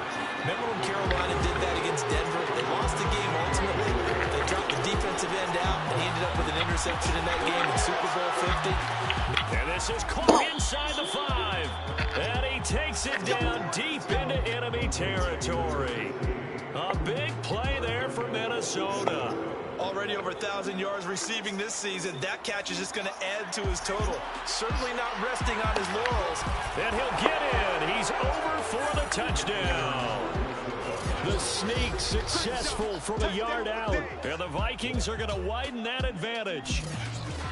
So simple math here in the first half. They've had 3 drives offensively, and they have scored every time, and they've got the lead. Well, whenever we talk about a jump. Sammy Guevara, undisputed champion. Spirit champion? Yeah.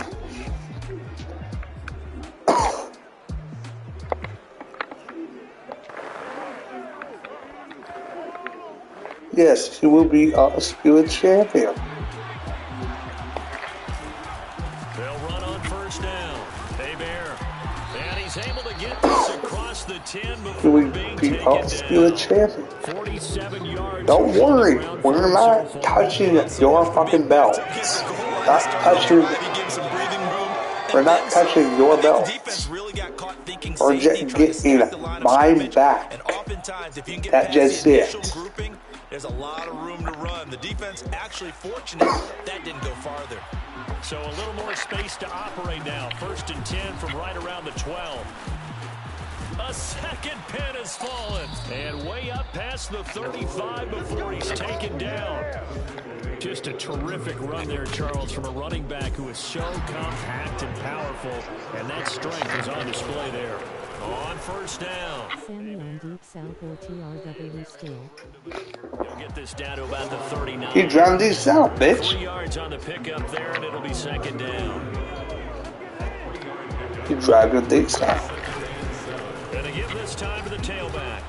He pretty much both, but he remotely won't be part of You look at this offense and what they've been able to do. part of Johnny DeSouth at the moment. Second half of the season still to come. We get that. But what kind of a percentage chance do you think that they have of running the table? Partner, I think it's hard to say because history would tell us that the chances aren't good at all. We've seen a lot of good teams get to this point. One bad week, it takes them out of the running. I'm going to say 25%, and I feel like I'm being generous with that number. This offense continues to be a hot knife through butter. 3 drives, 3 scores, and knocking on the door again on drive. And he will score. Touchdown, Vikings. 4. A great play there. With his 19th touchdown, his 2nd of the game. And the Vikings getting drafted. to their first half lead. So it was Yeah, he getting drafted. that got him down here, but closer. He actually on both, but he wanted to be on Johnny South, so he's on both, but he mostly is TR at the moment. But they're going to be an open challenge. Here's Hall on 1st and 10. Oh. Able to shake him off. Flush to his right. And he's taken down. They're going to be an open challenge on Randy South for the Spirit title. Once he decides to run with the ball, He's on TRW right now. and he turns it into a nice game. I know So that. from the 36 now. 1st and 10. Back to throw. Bob Artak. Looking left side, and it's complete.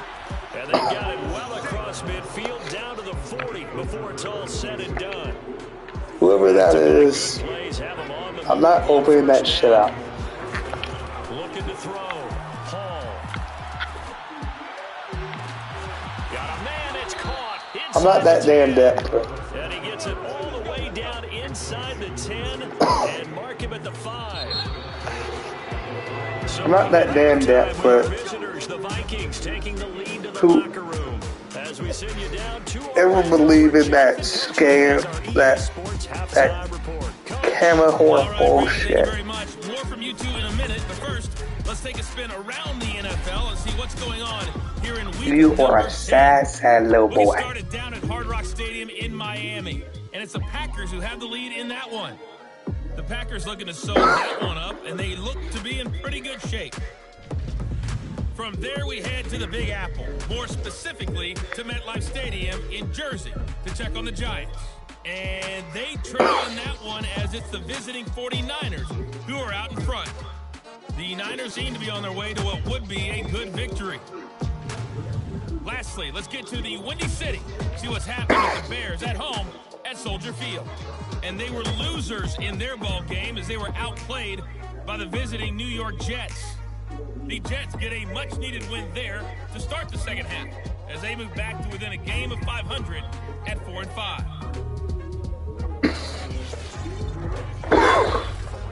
With that, we take a look at the next-gen stats in that first half for the Vikings. And the ground game has been a big part of why they have this big lead.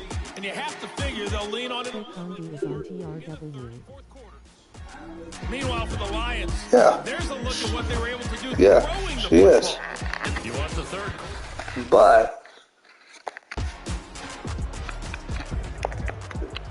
when I get my championships, it's for certain technically on TR at the moment.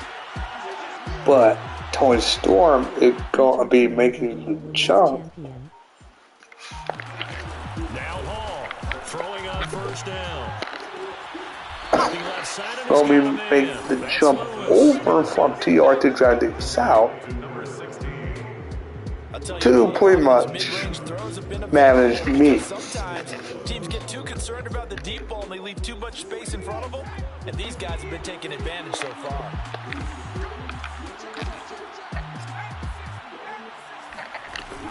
They'll run on first down. Bear, and he'll take this ahead for about 4. Second down coming up. They're going to hurry back to the line now. To throw it is Hall. To throw on second down. And he's unable to hold on to that defensively. A potential game changer, but it falls incomplete. From the gun on third down. Hall. He's going to sling this deep downfield. That's going to be knocked away and incomplete. Okay. Don't mean shit. On first down. Bear. And the reinforcements come in as they're going to stop him behind the line. They'll lose a yard there, and it's 2nd and 11. Back to throw. Hall. He's going to look deep down the field. And he knocks the ball away, and it falls incomplete. I see what they were trying to do there, trying to find some dead space in the middle of the field and take their shot right there. A really good idea, but it winds up incomplete. So nothing doing there. And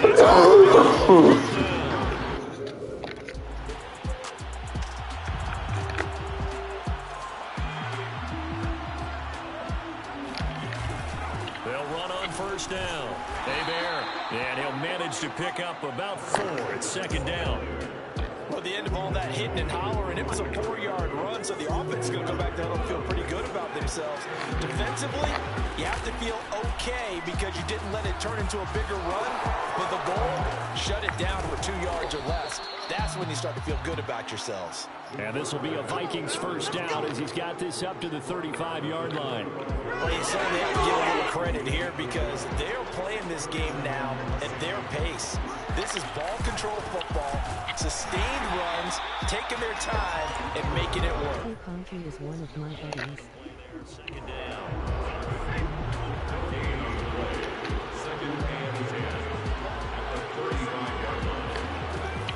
Looking to throw. Hall.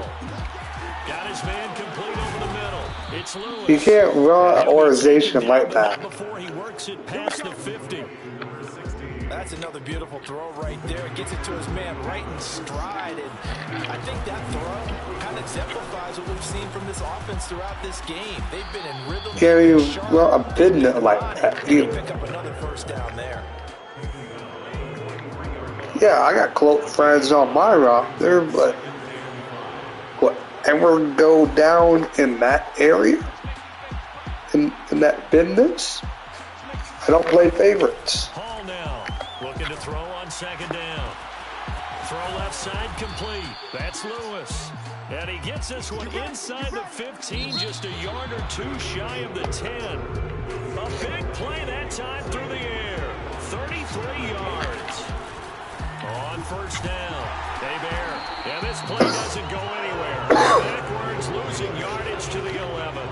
Officially, it's a 1-yard loss. That's going to bring up 2nd and 11. Back to throw. Hall.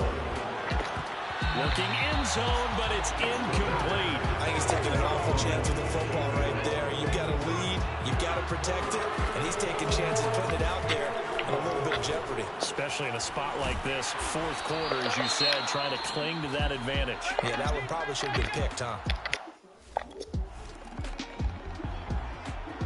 Tay Condi will be TRW Women's Champion February. They'll run on first down. Bear. He is taken down. Oh, here's Joe. After a short gain of 2. That gives him 98 yards in this game, and he's got to feel pretty good about that, but the entire offense does. The big thing, though, Brent, they've got to get to 100, though. You think he knows he's at 98? I think someone has told him by now, and here's the thing. Getting to 100 or more is tangible evidence that you've had a nice day running the football. And that's what his offensive line wants for him and for themselves. He's got his man. It's taken in for a Viking touchdown. A great effort there. With his 14th touchdown of the year, second of the game. And the Vikings add on to their lead, and it's looking like that win streak is... Did you read my last messages? I didn't see him.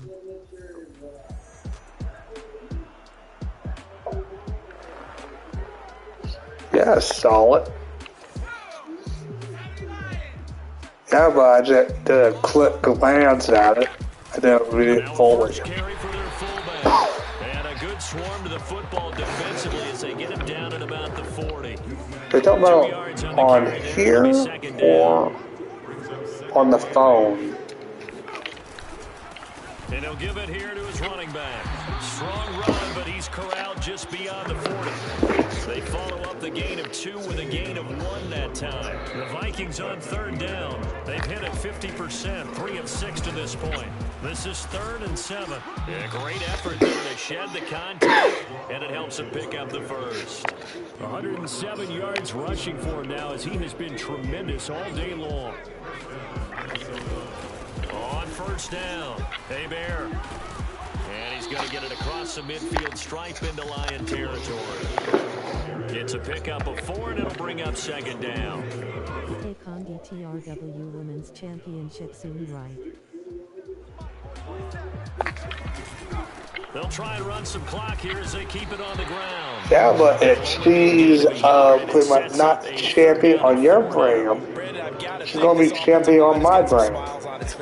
And I know it sounds crazy, but they practiced for this back in training camp. They knew they'd be in situations where there'd be extra defenders in the box coming after them, trying to keep them from locking down a game. Good Mick getting too long on the tooth.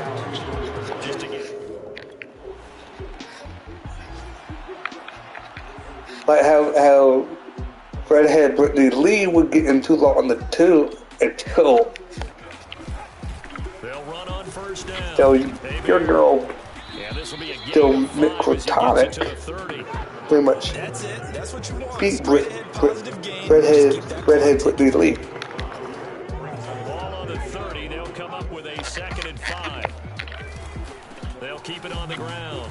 Bear, and some room to run now. Fighting his way through contact. And they're going to have this across midfield and inside the 45.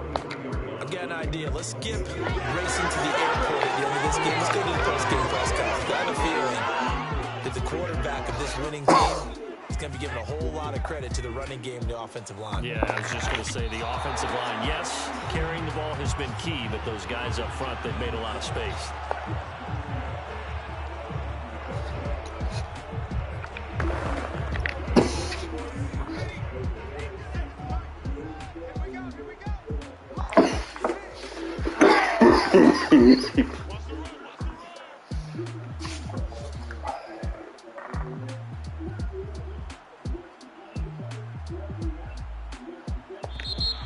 Bye-bye, Detroit.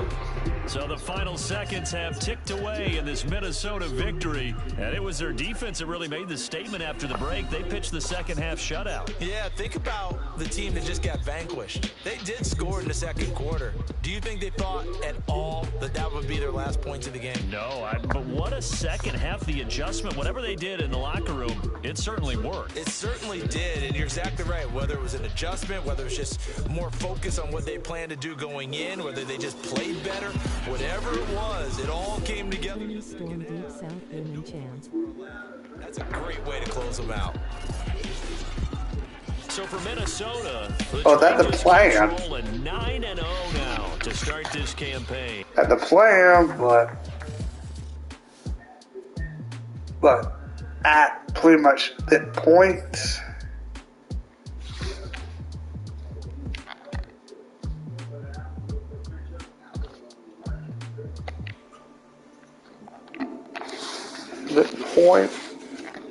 Because when I become champion, so this next topic, that this is night, one I knew was going to be a talking that point when Tony at some Storm point this go season. ahead, You could ask anyone on my crew, and if be they're being honest, Deep they'll South tell you it's Women true. Champion. And I'm going to get to my point in a minute, but first, I feel like we need some background. It used to be that only quarterbacks, punters, and kickers in the NFL could wear single-digit jerseys. This offseason, the league allowed other positions like linebackers and D-backs to get in on the fun. All right, so KC, who cares? Well, look at the league look, here. I do, and here's why. Just like I missed that Super Bowl. we've been hearing some veteran QBs complaining about the impact of that one. And look, I get it. The pre-snap process for a quarterback and his O-line, that change didn't make it any easier for those guys, you know. It's complex enough as it is to sort out protection. And South champion on Valentine's Day. I haven't heard any rookie QBs complaining about it. Not one. And that's because college football's been more lenient with their number assignments for years. So when you put it all together, you've got vets in the NFL complaining about what college QBs have to do on a weekly basis. Falcons beat the Chiefs. Before I start hearing from some of those vets, in 2029. I think I'm just going to leave it at that. Me and my beat the Steelers.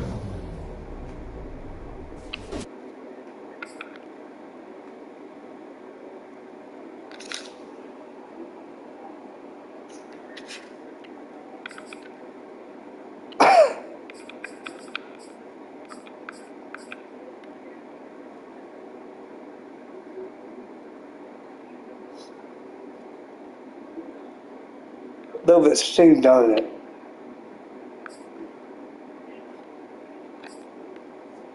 So I'm gonna let that sit in for a little bit. I know I'm being a dick, but to all the Atlanta fans,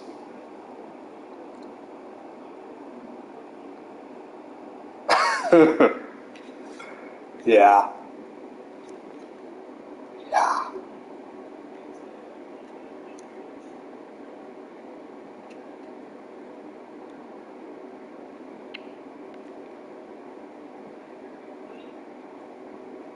Yeah.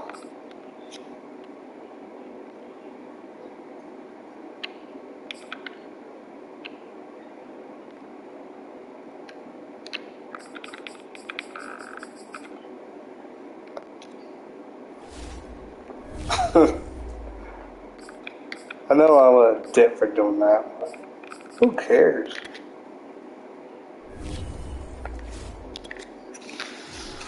Who gives a fuck?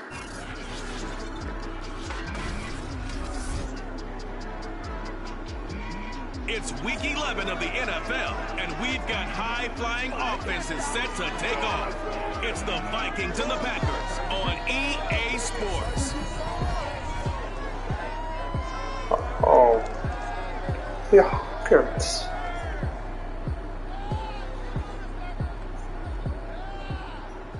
There's a look at one of the most iconic sports venues in the lower 48. Built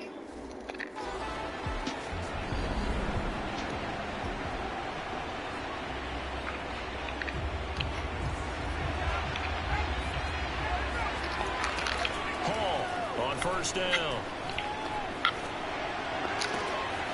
Looking left side, and he's got a man. That's Lewis. Touchdown, Vikings. A big play there. 78 yards. And the Vikings have taken.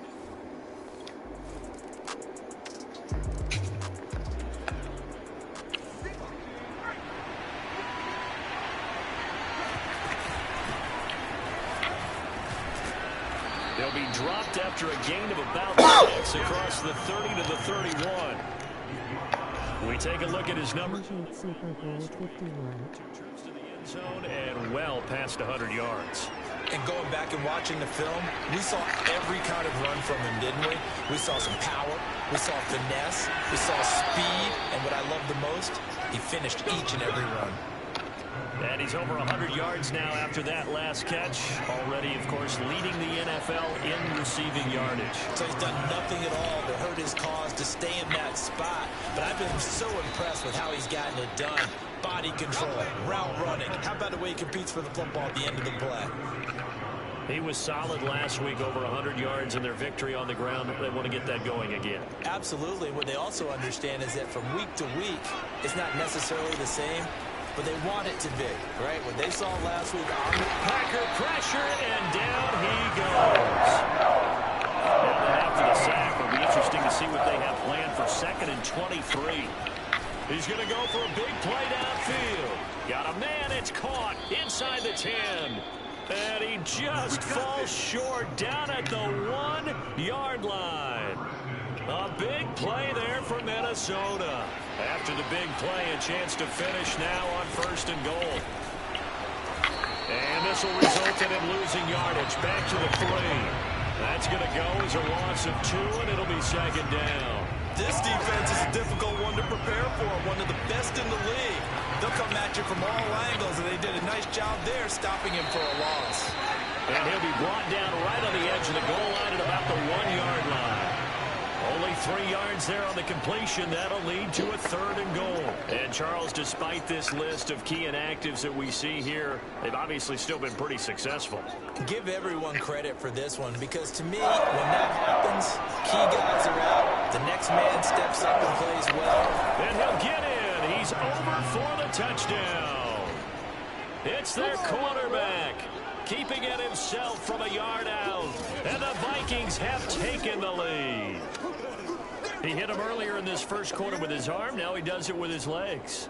Right now, he's one of those stat stuffers that you see on the basketball court. You know, the guy with points.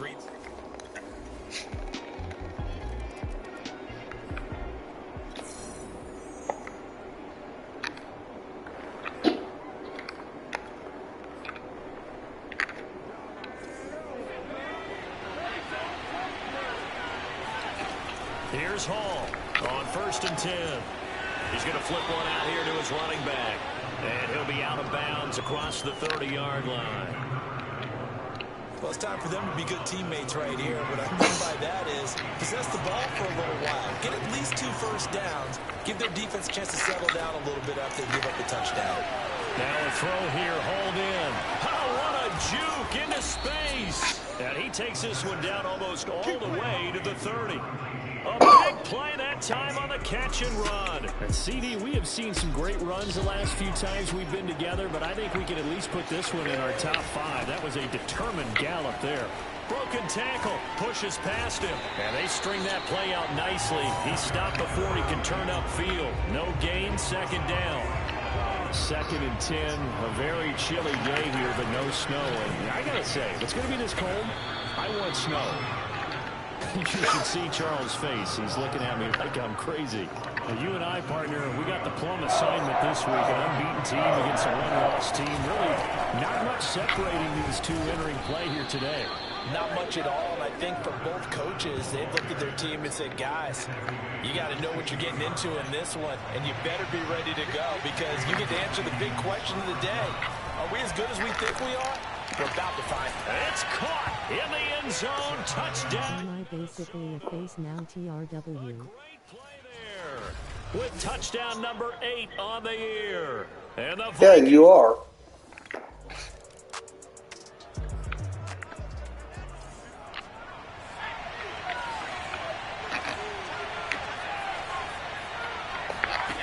Now Hall throwing on 1st down. His throw incomplete. That was nice work there defensively to force incompletion. Now, even though this drive started in plus territory, they're still not in field goal range yet. So they can work towards another couple of stops and not allowing that turnover to hurt. And he's got this down to the 35. Now, after the running play, we've got a man down on the field. Well, he gets attended to. We'll step aside. Ball up to the 35 now as they come up on 1st and 10. Looking to throw. Hall. Oh, not sure he saw the linebacker there as that's batted down and incomplete. Here's 2nd and 10. Off play action. Hall. He lets this one fly toward the back of the end zone. Back of the end zone. Could he get his feet down? No, it's incomplete. So back-to-back incompletions, and that has him staring at a 3rd and 10. And he's going to go down. They get to...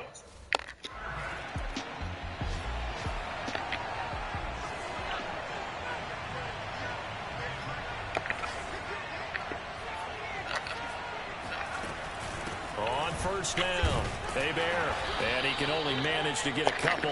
2nd and 8 coming up.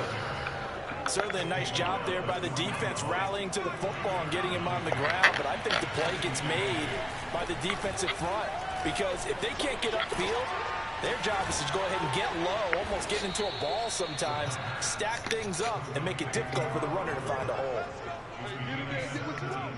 And with that completion, he's now north of 200 yards here in the first half. Boy, a tough start for the secondary defensively. It is, and it's got to put a dent in their confidence. And, you know, you always want to keep that up and feel like you can always bounce back after plays. But with the kind of numbers he's putting up here, it's starting to wear on them a little bit, I think. So they're looking at each other and trying to figure out what defense will work and how can they play better without getting beat deep for big passes. Well, that was a fun one to watch right there. A nice in-breaking route and plenty of room in the middle of the field. And he was able to get behind the linebackers and grab the completion for a really good pickup. And a good gain here of 9 from the 19 down to the 10. Now, that was not a bad scramble there on first down. He didn't force it, nor did he throw it away. He was able to take off, and now he made it a very manageable 2nd and short. Now a 2nd down throw for the end zone, but it's incomplete. The Vikings on 3rd down. They've been okay, 2 for 3 thus far. They're up against a 3rd and 1 situation. And he'll get into the end zone. Touchdown, Minnesota. A great effort there with his 2nd touchdown here in this first half. And the Vikings are going to add on to their... Do you think I am a pretty brute face on TRW for now?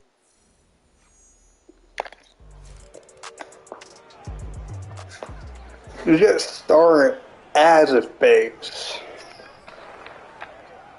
Get started, man. To throw it is Hall on first down. He finds his man complete. It's Lewis. Shreds him with a stiff arm. And they're going to have this. Just start as a face. Just give it a little bit of time. Okay? 30 yards. So the big play gets him across midfield now for 1st and 10. Back to throw. Hall. And this one nearly picked off. Kind of surprising. Give it a little bit of time, man. Caliber let it get away, but get away it does, and it's 2nd down. And 2nd and 10, he'll look to throw again. Throwing into traffic there, and that's complete. They get 6. That'll leave them with 3rd and 4. And we see another pitch and catch there to the running back. This position just continues to evolve. They become just as critical to the passing attack as a lot of receivers, tight ends, because their ability to make people miss in the open field can really generate big plays for an offense. Hall now. A final shot before break. He's going to let this go. Back of the end zone. And that is incomplete. Oh, well.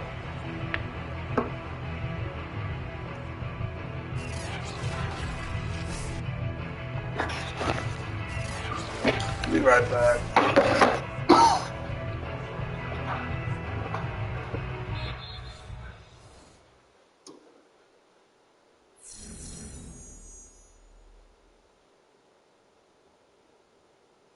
Brett is gonna be a major face this year.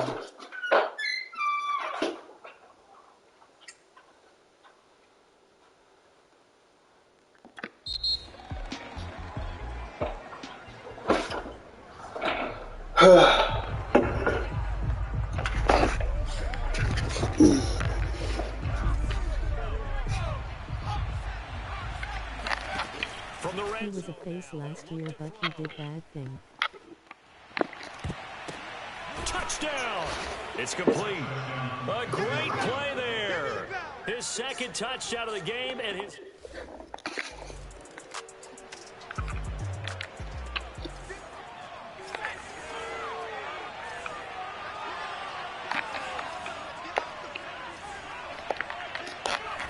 Hall on 1st and 10. And the Packers give him nowhere to go, and they bring him down. Okay. And now it looks like they're going to be in the hurry-up.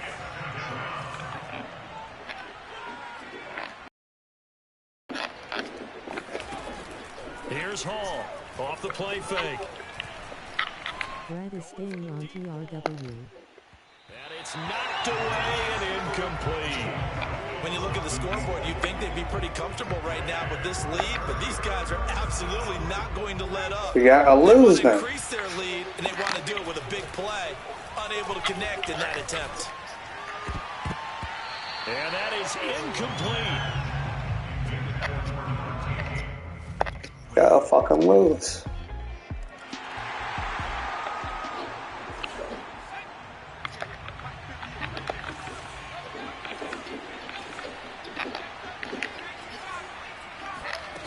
Now a play fake here on 1st down.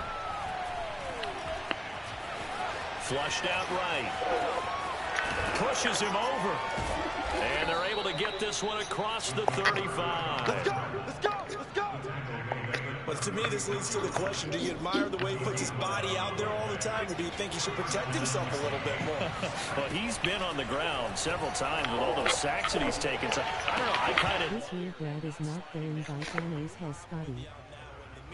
Definitely leans towards admiration. Whenever I see an in-route dropped, as we just saw in that play, I'm always thinking that in the back of their mind, they're worried about what's coming at them because they're going towards whatever you say, buddy. As opposed to being away from it and maybe having a little bit more space. Now a throw left side. Whatever you say. And out of bounds on the other But side the old want, damn it, come back. And while we may be looking at the scoreboard, this offense certainly is not because they're showing no signs of backing down, even with a 3-score lead here in the 3rd quarter. I think they keep taking their shots. They've seen blown leads happen throughout this league. They don't want to fall victim to it themselves. They take a shot downfield there, but it winds up falling incomplete. On 2nd down now. Hebert. And he's corraled, but not before getting it inside the 35.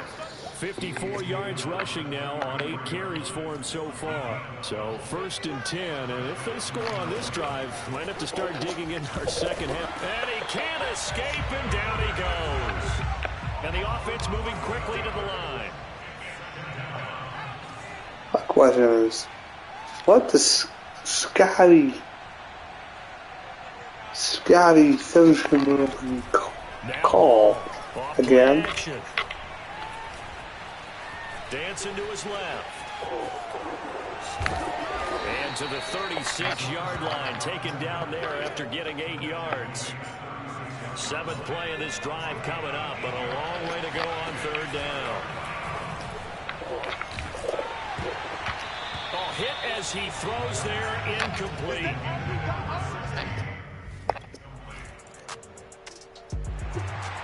What do people remember about Scotty?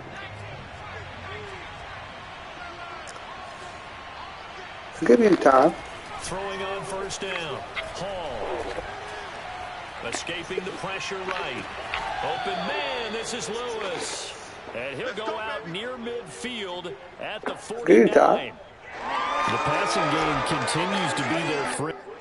Plenty of shouts from this crowd as they watch the replay. They want a challenge, and they're going to get one.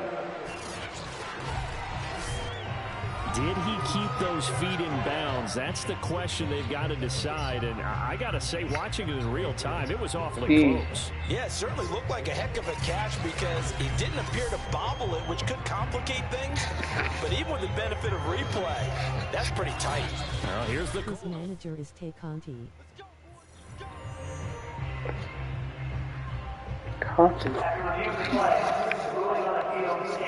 So the challenge there does not go their way. This will indeed remain a completed pass. Being chased out left. Throw left side complete. That's Lewis. Yes. Tackled inside the 40, not quite to They're the doing 55. lap manager shit. So from the 36 now, Hey, lap first and 10. manager didn't do shit. Looking to throw. Hall.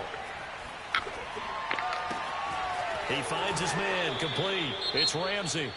And he'll go out of bounds inside the 15-yard line. Now after the completion, we're going to get a timeout, an injured player. While the trainers take a look, we'll step aside. Back-to-back good plays have him on the move on first down. Oh, he bowls over him. And a nice job to break free of one tackle, but it slowed his momentum somewhat, and he's taken down right after. 5 yards is the tally on first down. That brings up 2nd and 5. He has a move called knife blade.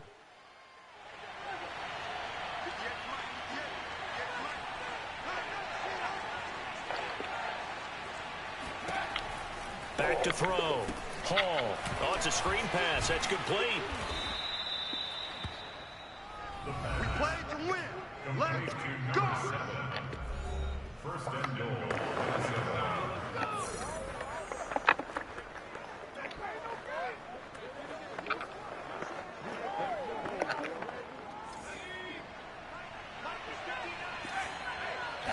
They'll go with a keeper. And he is over the line for another rushing touchdown.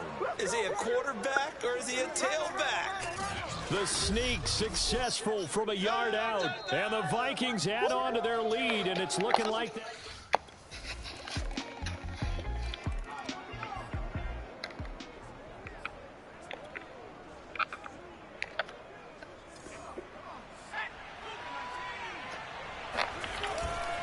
They'll run on first down. Bear. And some space here. And he'll get this one down near the 20-yard line, just shy of the 20. 83 yards rushing for him now on what was his 10th carry of the ballgame. And boy, CD, it's one thing to watch a great run, but when it's a great run with broken contact, it's like a cherry on top. That was a nice play. Toward the sideline, and look at that catch. Dragging the toes, and that's going to be a first down. Well done. That's it, baby.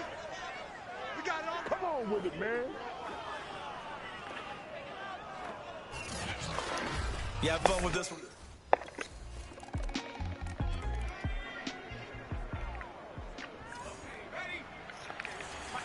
He has a submission move called choke of death.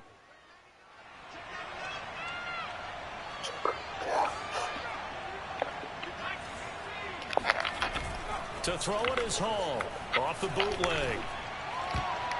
And oh, that nearly their first pick of the game, but it falls down to the ground, incomplete.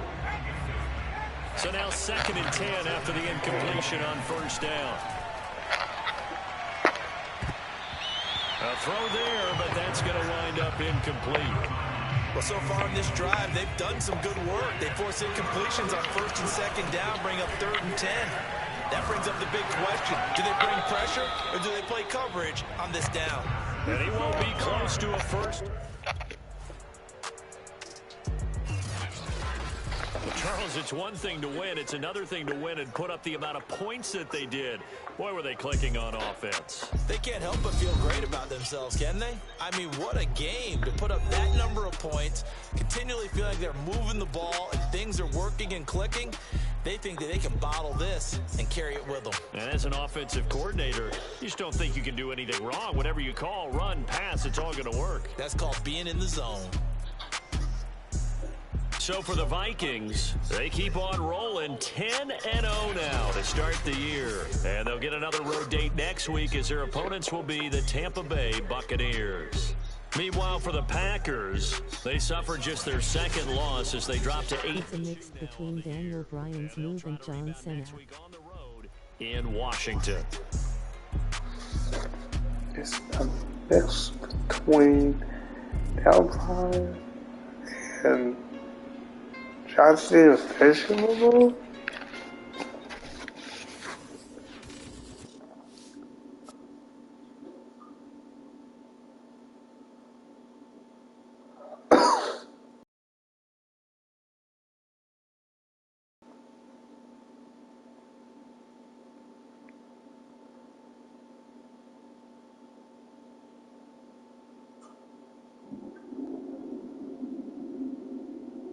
Okay, fine.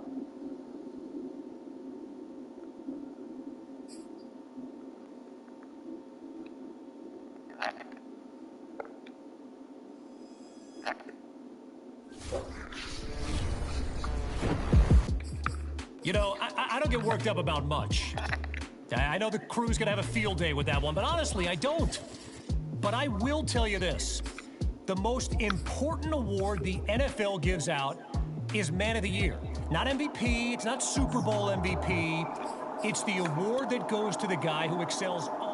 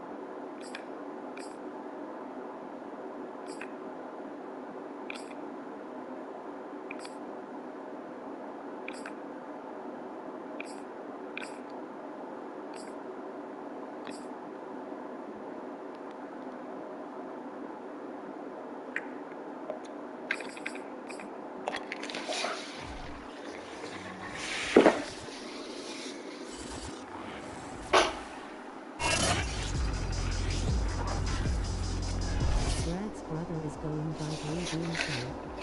Sports brings you a special edition of the National Football League for this Thanksgiving matchup. It's the Vikings and the Buccaneers on Thursday night.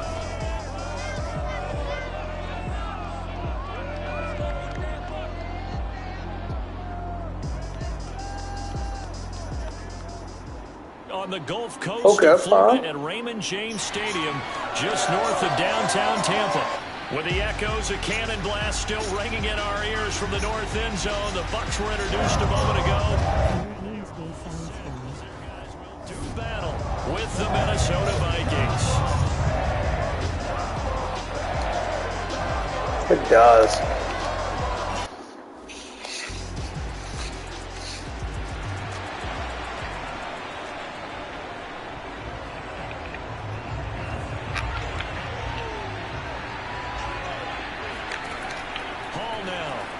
Play fake. And that'll be knocked away. It's incomplete. So, Charles, you talk about this offense, how well they played. I mean, the defense, too, really. But they're sitting at 10-0 now on the year. 4-0, 5-0, that's nice. But once you start hitting double digits with these wins and no losses, I think the seriousness of the situation, it just has to ramp up. Yeah, when you do say 10-0, it can't scare you as a team. Just think about it this way. For most of the year, they've been playing to win their division. division and get to the playoffs. Now the playoffs are just about a foregone conclusion. So now they have to down-focus their thoughts about getting home field advantage and finish. Plenty of shouts from this crowd as they watch the replay. They want a challenge, and they're going to get one.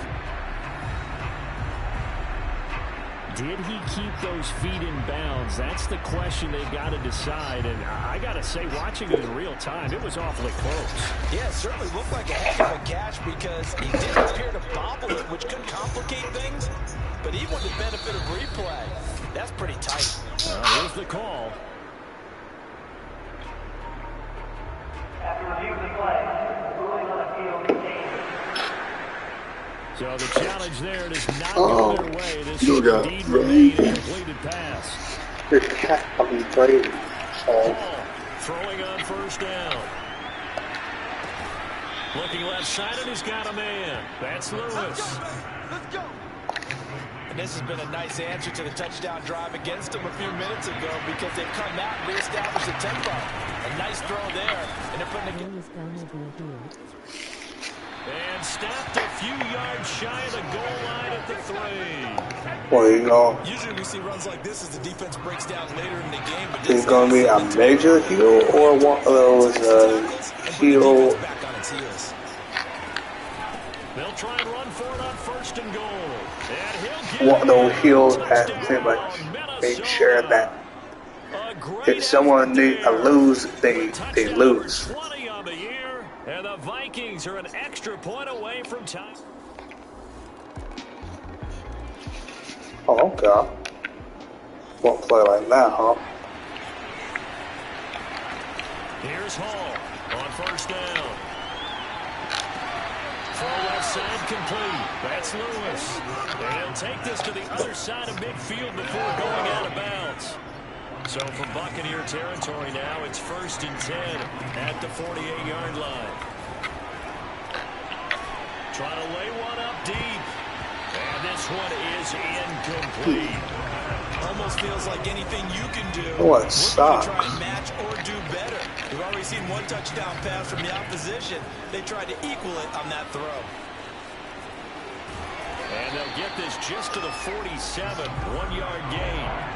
They'll need to get this to the 38. That's where the first down marker is here on 3rd. And he bats it away, and it falls down incomplete. One of the teams that haven't given a contract to me yet is contract Tampa. Now Hall on 1st and 10. He's going to loft it deep right sideline. That's going to be knocked away. Tampa. A deep ball down that right sideline, and he made sure that he put it where either his guy was going to catch it or no one was. Yeah. He'll try again with the arm here on 2nd down. And this time he's got the hook up. It's complete. And they work this well upfield across the 45. So many times in my career, I've heard coaches talk about completions are one thing. So Roy's name is going to be Judo. So his nickname is going to be Double D. 10, 12, 15 yards after the catch, then your defense is going to be in a lot of trouble. And this turns into a nice gain with a slide at the end. Partner, he was going through his progressions. Not there, not there. After about the 3rd one, he decided he better pull it down and run for it.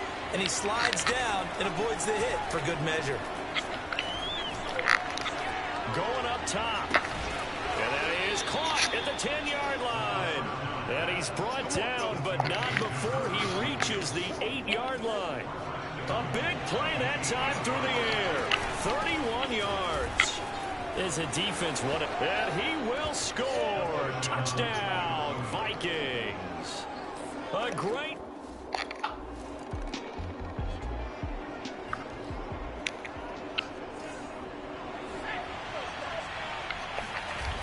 Off the play fake. Hall. Looking left side, and he's got a man. That's Lewis. If you're running out route, it's locked. And now hold everything here as the challenge flag is out. And we're going to get a review of that last play.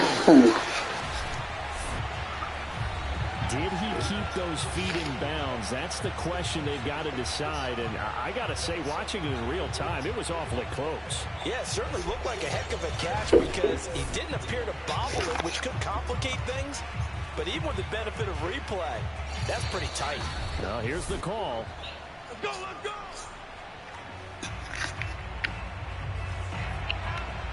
The stats. So the challenge there unsuccessful, and that means that he'll be out of challenges for the remainder of this ballgame. The last run good for 2. Here's 2nd and 8. Looking to throw. Hall. There goes a deep ball. End zone. He's got his man. It's taken in for a Viking touchdown. A big play there with his 16th touchdown of the year. And the Vikings are able to strike quickly to add on to their lead.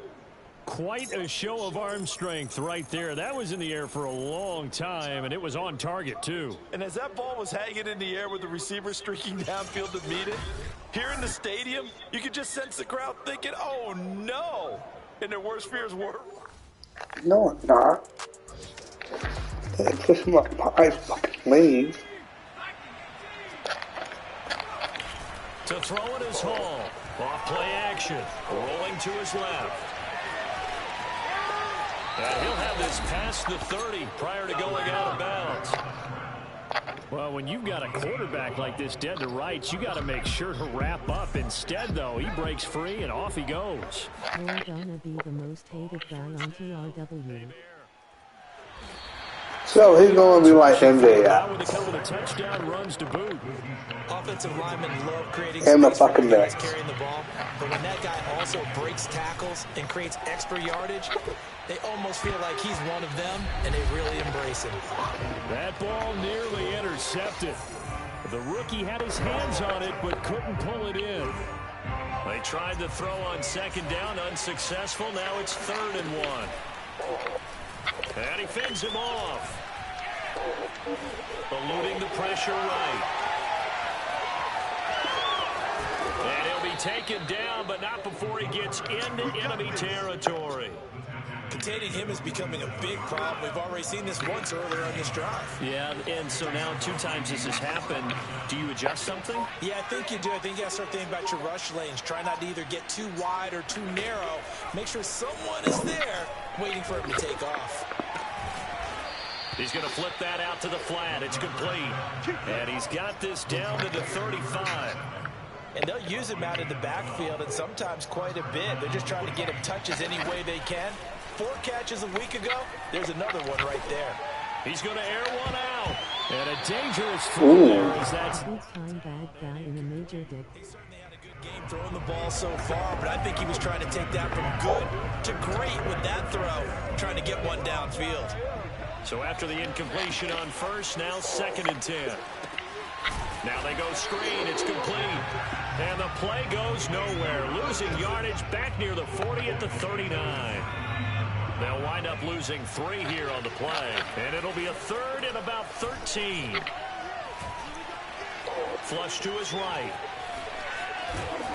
And he'll be stopped short of the 1st down as they rally to tackle him at about the 28.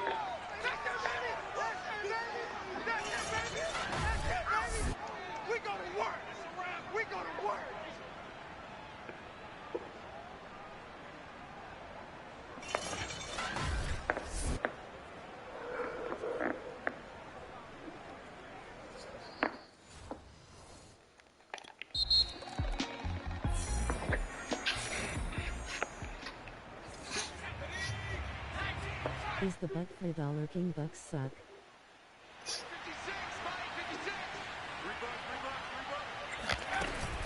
They'll run on 1st down. Hey, Bear. And just shutting him off there. Yep. And he'll be corralled right around the 34.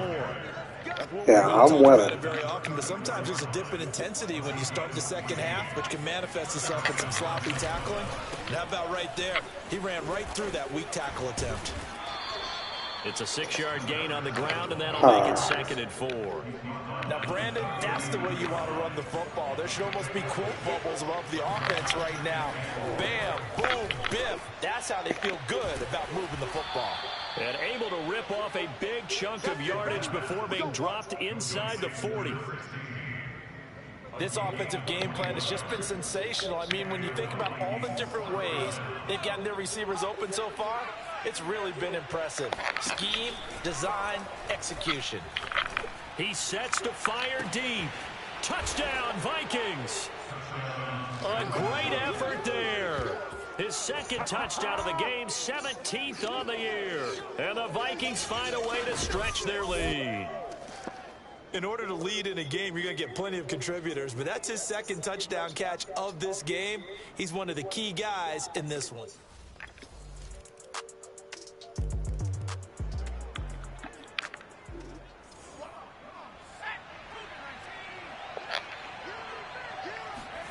A little jet sweep to start the drive. And the 2nd wave of tacklers is going to get him as they stop him behind the line. A loss of a yard there to start out. That leads to a 2nd and 11. And he'll get this one up to the 26.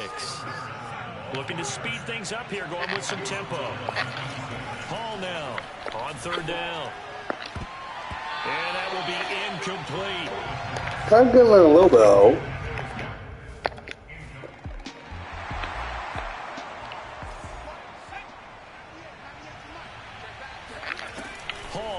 Throwing on 1st down. And nowhere to fit that football in. It's They are called the Bud at King Bucks. Thanks for joining us here on a Thursday night in the NFL. 3rd quarter, 2nd and 10 coming up. Buying time to his left. And they get him down, but not before he takes it across the 40-yard line. And CD, we have seen some great runs the last few times we've been together, but I think we can at least put this one in our top 5. That was a determined gallop there. He's going to let this one go deep. And he knocks the ball away, and it falls incomplete. One thing that offensive guys stress when they throw the deep ball, you're just counting on your receiver to find it, adjust before the defensive back can get his head around. In this case, though, the DB matched it move for move and knocked it away. And he will be brought down at about the 43 that time.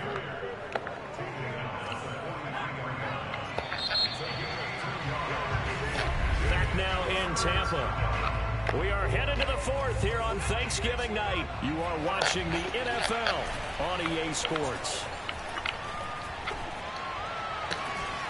He finds his man complete. It's Lewis. And they're able to work this to the 25 before it's all said and done. A big connection on that one. 32 yards. On 1st down. Hey, Bear. Give him. Hold on.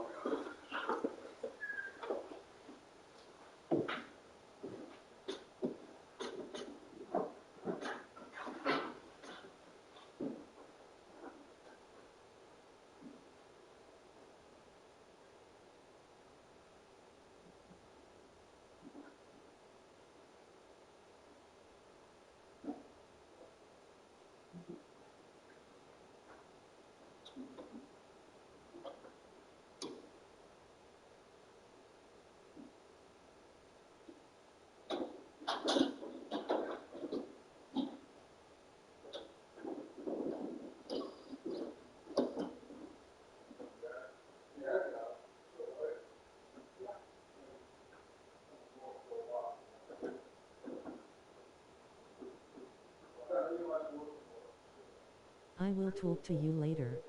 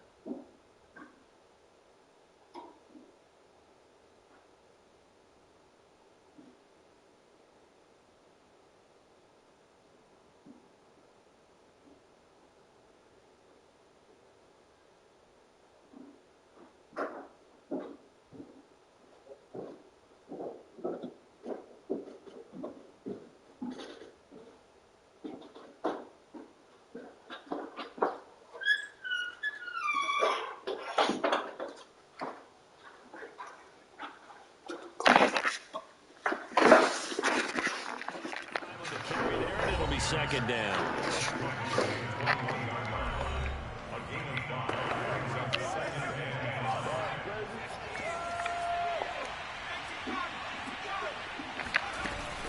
They'll keep it on the ground. Hebert.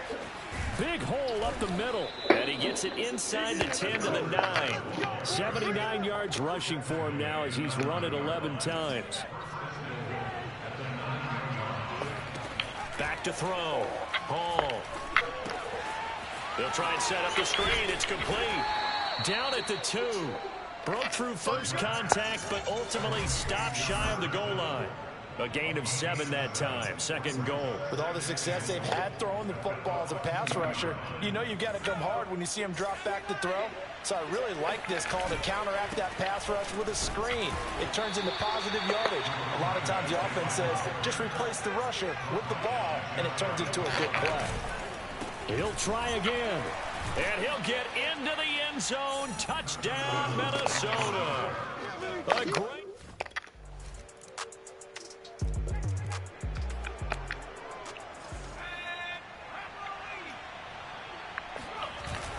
They'll run on first down. Hebert. And he can only manage to get a couple. 2nd and 8 coming up. Now after the running play, we've got a man down on the field. The last run got a couple. Here's 2nd and 8. We'll check on his status when we get back. Running right through him. And he gets it down to the 32. Well, we're beyond the tone setting right now. This guy's been a bell cow all day, and they'll continue to rely on him to move the chains, drain the clock, and lead his team. On first down, Hebert. And forget about finding a lane. He barely had time to look up before he was planted in the backfield. That's going to wind up a loss of a full 3 yards on first down. They'll roll him out right. That is caught right at the 10-yard line. And down he goes, taking it inside the 10, just shy of the 5 at the 6. So a PI call going to cost him there defensively. What did you see? Well, I think it's the right call, partner, because sometimes we'll see officials kind of let them play. But by the letter of the law, that's definitely a penalty. Got a man, and he hits him in stride. Down he goes at the 10 with a solid pickup of 8. They run the counter. Hebert. And that one blown up quickly as he's going to be stopped before he could even get started. Here's Hall from the gun on 3rd down. They'll wind up losing. Touchdown. That's caught. A great effort there.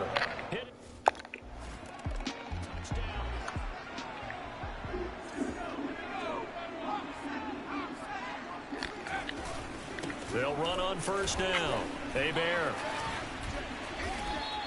It's a 6-yard pickup, but it gets him to 2nd and 4. You know what really fires up offensive linemen? When the guy that is carrying the ball behind them can create his own space and break a tackle along the way. Looking for a cutback lane, but nothing there as he's met at the line of scrimmage. Now Hall off the play fake. And oh, that's going to wind up incomplete. Nearly their first pick of the game.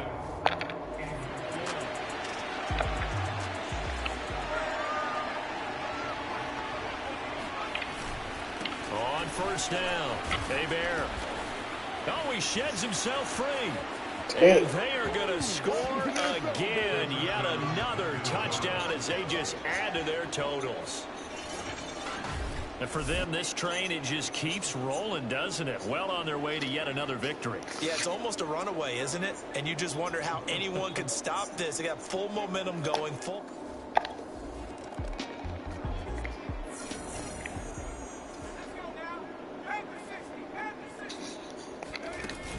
They'll run on first down. Hebert, a tough run, but not a huge gain. Dropped at the 25. Give him a couple on the carry there. 2nd and 8. They'll keep it on the ground. Hebert.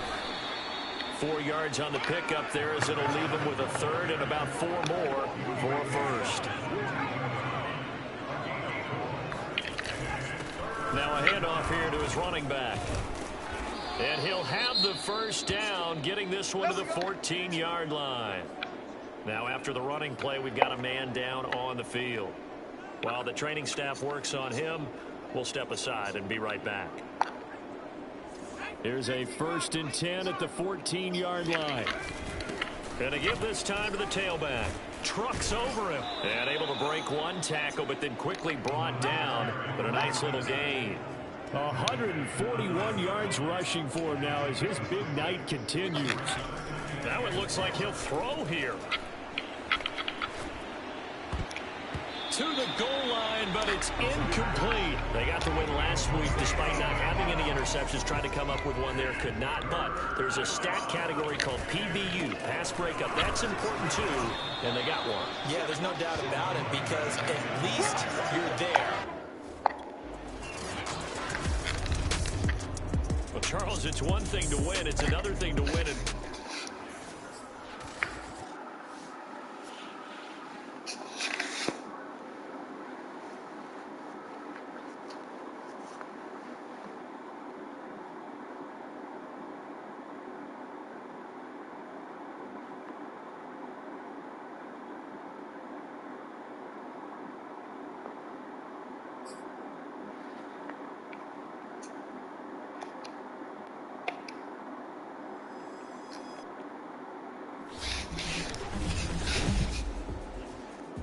All right, we're all set for this week's trivia segment. We've got the music, we've got the question, but who's going to come up with the right answer?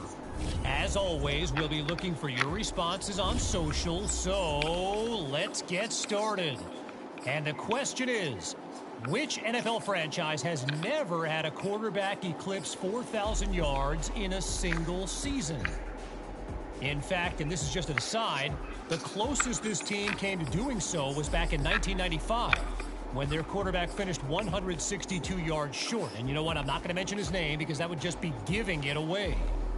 Okay, so I'm seeing a lot of people thinking it was Cleveland, which is understandable because it's only happened once for that franchise, and that was back in 1980. Brian Sipe was the man to do it. And by the way, you need to go back even further to find the only quarterback to do it for the Jets, which happens to be another popular but incorrect answer. Joe Namath cracked the 4,000-yard mark in the '67 season. And I see Titans a few times, but I kind of feel like some people might be forgetting Tennessee was the Houston Oilers at one point, and remember, Hall of Famer Warren Moon did it twice for that franchise. And a little bit, here it is, the correct answer, yes. The Chicago Bears, the only team to never have a quarterback throw for 4,000 yards in a single season. And in case you're wondering, the Bears QB I mentioned earlier who nearly did it, that was Eric Kramer, who, by the way, also has the Bears franchise record for most passing touchdowns in a season.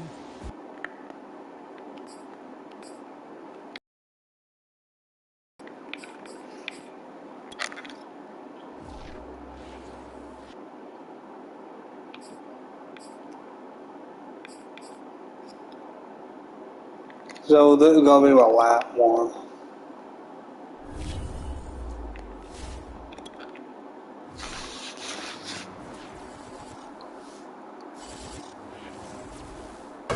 It's week 13 of the National Football League, and tonight's clash of conferences is just moments away. It's the Vikings and the Dolphins on Monday Night Prime Time.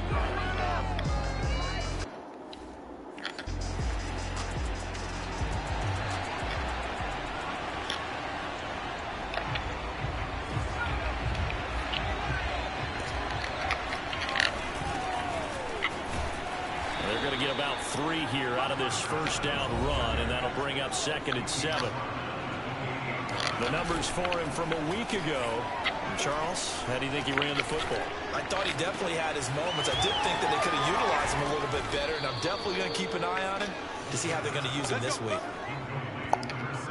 Well, that certainly has to feel good. It's not all the time that the play caller should get all the credit.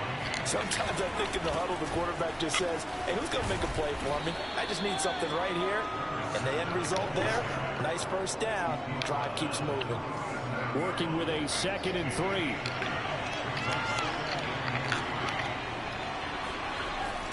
Looking to throw. Hall. And he's got his big tight end here. And he's got another first down as he's brought down at the Dolphins' 15-yard line. And that was good protection there. No, that was great protection there because it allowed him to lock in on his receiver. Although I think he was looking for his tight end on the connection there for a really nice gain. And the Vikings are going to have it first and goal as he'll take this down to about the 3.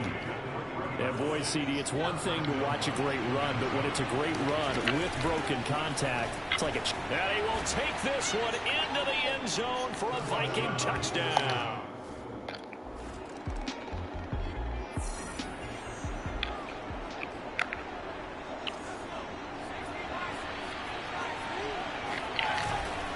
On first down, Hebert. And able to break one tackle, but then quickly brought down. A nice little gain. That one good for 10 yards. And it'll be second and very short. But they're making an effort to get the ground game going tonight. So far, it's working. I like what we're seeing from the offensive line. They seem to have the leverage going and they're controlling things and reestablishing the line of scrimmage, moving that defensive front backwards. I also like what the runner's giving us, too. It appears that he's been waiting all day long to get out here and take off.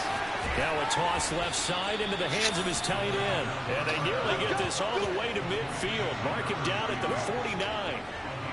But when you hit him on the move like that, he's able to get into open field with a full head of steam.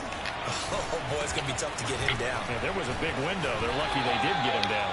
And not a whole lot of room to operate there on the first down run. He gets maybe 3. Here's the 2nd and 7. Throwing left side, it's complete. And he's got another first down as he's brought down at the Dolphins' 27-yard line. After one, 7-3 the score on EA Sports.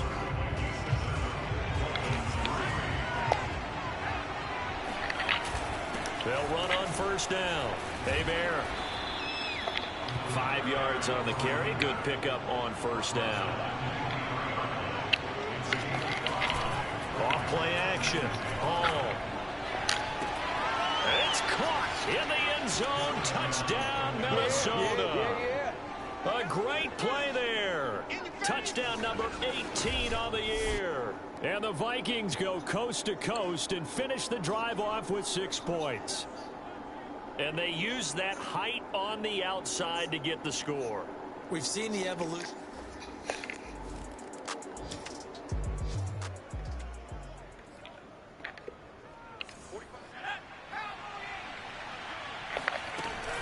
On first down, Hebert.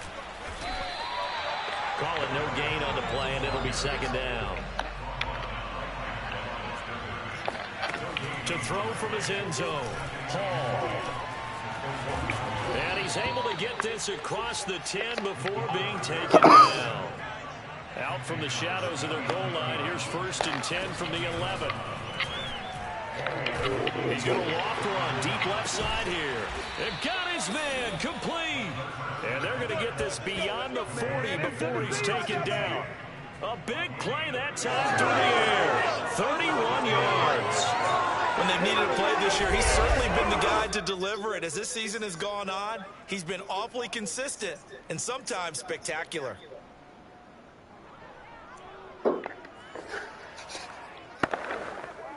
Just like that, out of danger and up past the 40 now for 1st and 10.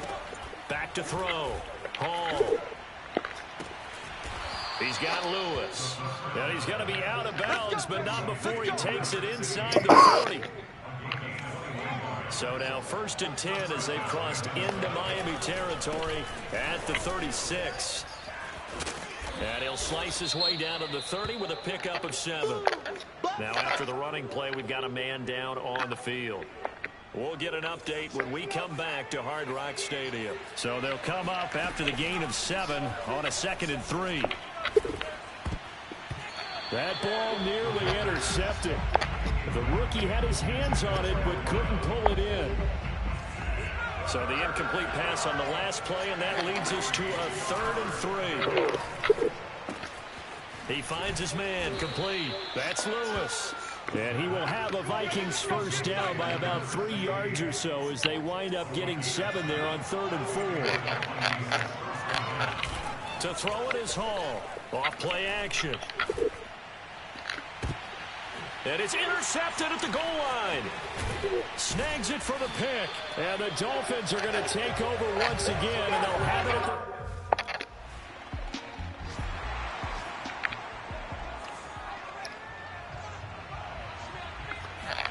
Try to shake off the interception. He'll look to throw. He's going to take a shot right away for the end zone. And this one almost intercepted. Had a chance to come down with it in the end zone, but could not hang on. Hall now to throw again.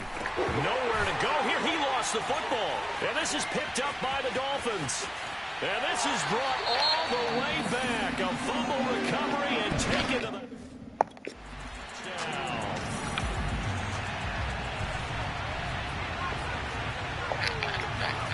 Hall on first down, sliding out of the pocket. He'll get 3 yards there at second down. Looking to throw. Hall. And it's knocked away and incomplete. The CD, this offense at 11-0 now on the year. A few weeks ago, I remember asking you what kind of percentage chance that you thought they had at staying unbeaten. And he can't get rid of it. He's taken down.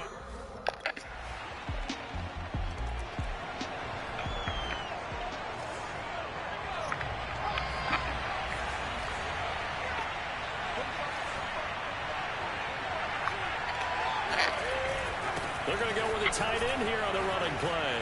And they can't bring him down. And he takes us up to the 40-yard line before being corralled. First play of the drive, a first down run. That sets you up for whichever way you want to go. Do you come right back and run the football again because you've got them on their heels? Or do you play chess match with them, break tendency, and go play action and go for the big shot? The Vikings going to signal for the first of their timeouts. They'll have 2 remaining as we step aside here in this second quarter. The run got 4. Now they deal with a 2nd and 6. He's going to launch this thing way downfield. This throw incomplete, nearly picked off. And with his pedigree, he doesn't drop many of those. With 3rd down coming up. Well, he's been the guy already over 100 yards here in the first half. Could have had a lot more if he would have been able to haul that one in. Yeah, in fact, our statistician Marvin was already handing me a piece of paper with that yardage totaled on it. He thought that catch was going to happen just as you and I did as well. So 1st and 10 now from the 30. Back to throw. Hall. Looking left side, and it's complete. And he's brought down, but not before he reaches the 8-yard line. And these two hooked up on a nice game that played before, and I always admire play callers that see a play that works and go right back to it, so they went right back to him.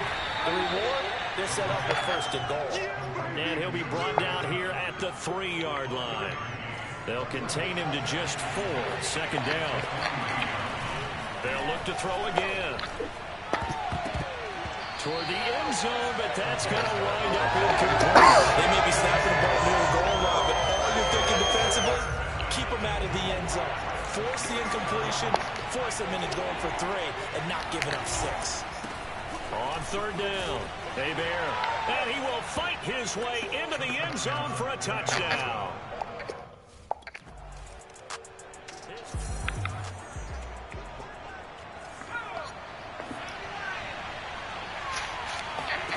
Here's Hall on 1st and 10. Throwing left side, it's complete. And he will have a first down as they're into field goal range now at the 30. So we hit halftime with our visitors, the Vikings, taking the lead to the locker room.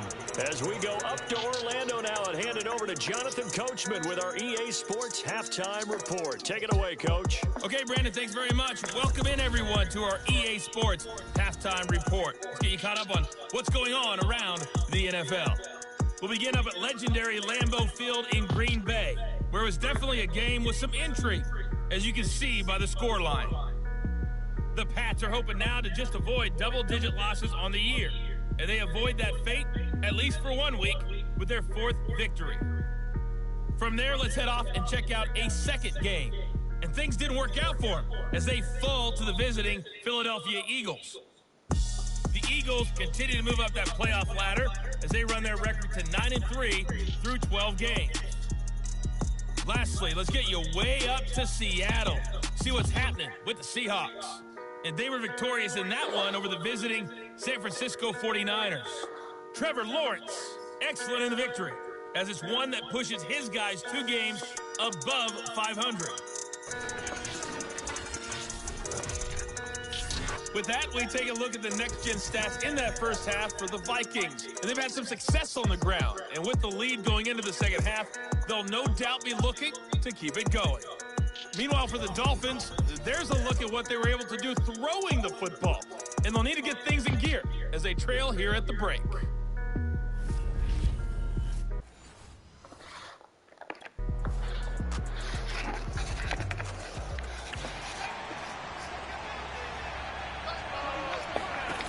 Now Hall, throwing on first down. And he's got his man in stride, complete. And they get him down, but not before he takes it across the 40-yard line. Well, I like the play design there. They occupied the defense downfield, everyone trying to account for someone. But unfortunately, they didn't account for the running back slipping out of the backfield. And he was absolutely unnoticed and wound up getting big. That's caught inside the 20. Touchdown, Vikings. A big play there. His 3rd touchdown now on the year. And the Vikings come right out of the locker room and score here in the opening minute of the 3rd quarter. And there he went quite a ways just to catch that ball. He started out lined up out to the right, caught it on the left side of the field. So what does that tell us? That there was tremendous protection on that play. Because that's not going to happen very...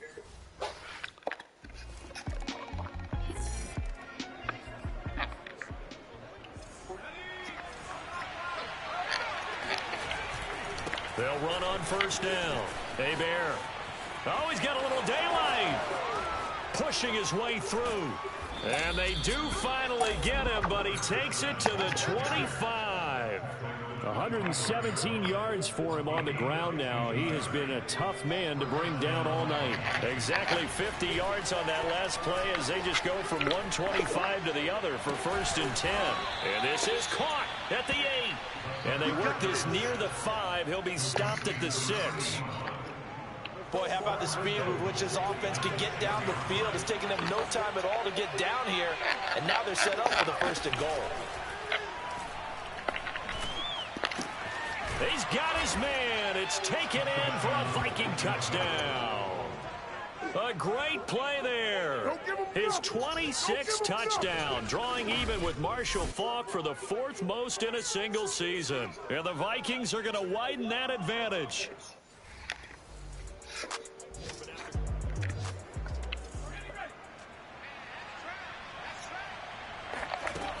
On first down, Hebert. He'll get a nice chunk there on the first down run, and it's 2nd and 4. Well, I think after that run, the defense get back in the huddle and looking at each other and maybe starting to question their confidence a bit. They gave up a significant run, 6 yards, and now you're saying to yourself, how do we stop them, and do I have enough confidence to make a play? From the 32 now, here's 1st and 10.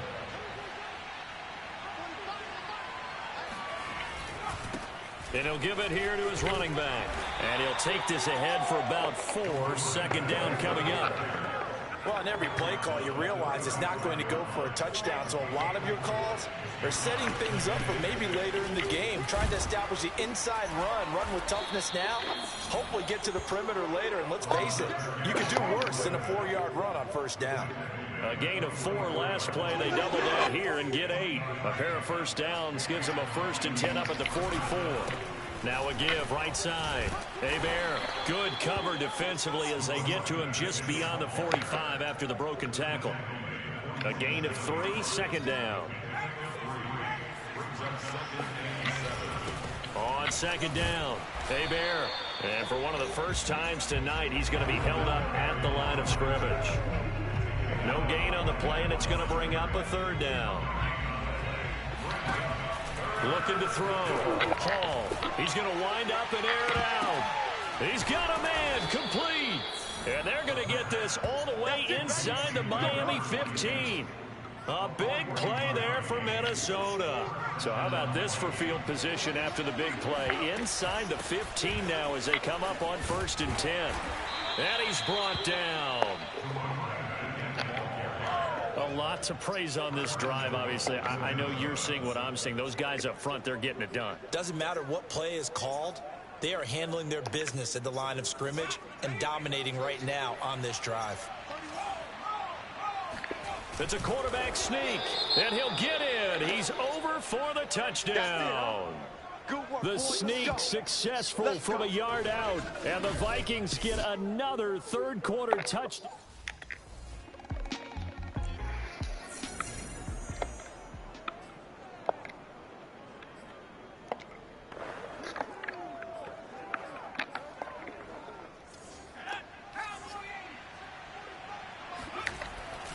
They'll run on 1st down. Bear. It's a 6-yard gain on the ground, and that'll make it 2nd and 4. Now, I think we can get used to seeing more of that in this 4th quarter, especially if they're having success on the ground like they did there. Yeah, I think back when we met with the head coach in preseason, and all he talked about was building a bully. And I think it was this situation he was envisioning. Trying to ice a game, plenty of time left, but being able to give the ball to his big runner and pound away and try and finish off the game. A 1st down run, good for about 3. 2nd and 7 coming up. The last run got 3. Now here's 2nd and 7. Now a give, right side. Bear. And for one of the first times tonight, he's going to be held up at the line of scrimmage. The 25-yard line is what they need here. This is 3rd down. That ball nearly intercepted, but he could not hang on.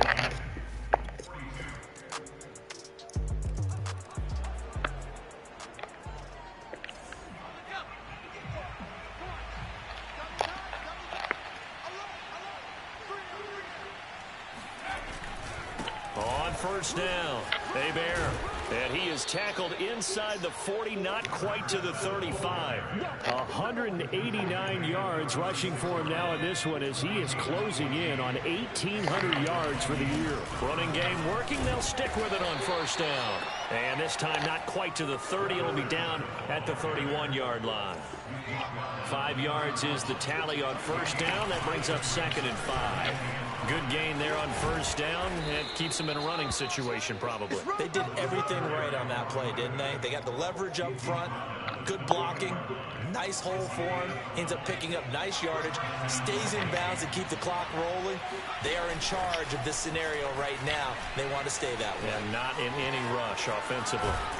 And out of bounds all the way down at the 3. Let's go. 17 more yards on that one as they keep the drive rolling.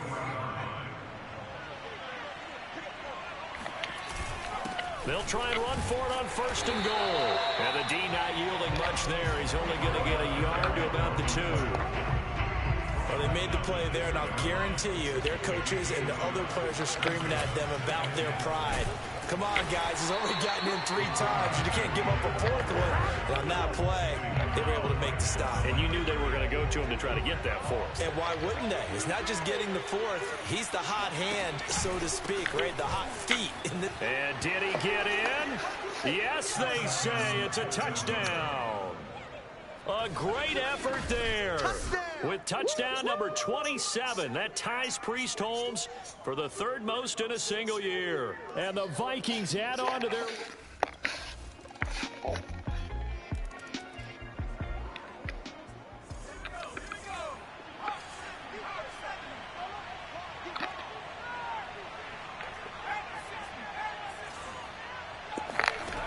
To throw it is Hall on 1st down. Throwing for his running back, and he's got him complete. And up to the 35 before they're able to knock him down. Well, it may seem a little unorthodox to some people. Got the lead, 4th quarter, yet he's still firing away. I think he believes that's the best way to go ahead and win the game. Yeah, a lot of coaches say, let's just run the football, be conservative. He's sticking to his game plan. No, that is his game, and that's what they're going to ride. And he's taken down right at the 45-yard line.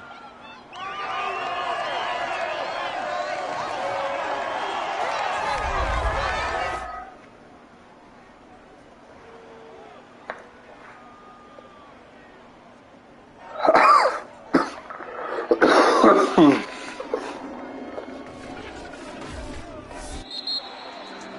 Charles, it's one thing to win. It's another thing to win and put up the amount of points that they did. Boy, were they clicking on offense. They can't help but feel great about themselves, can they? I mean, what a game to put up that number of points, continually feeling they're moving the ball and things are working and clicking. They think that they can bottle this and carry it with them. And as an offensive coordinator, you just don't think you can do anything wrong. Whatever you call, run, pass, it's all going to work. That's called being in the zone. So for Minnesota, the streak continues as they push their mark to a perfect 12-0 now on the year. And they'll return home next week to take on the Detroit Lions. Meanwhile, for the Dolphins, the playoffs...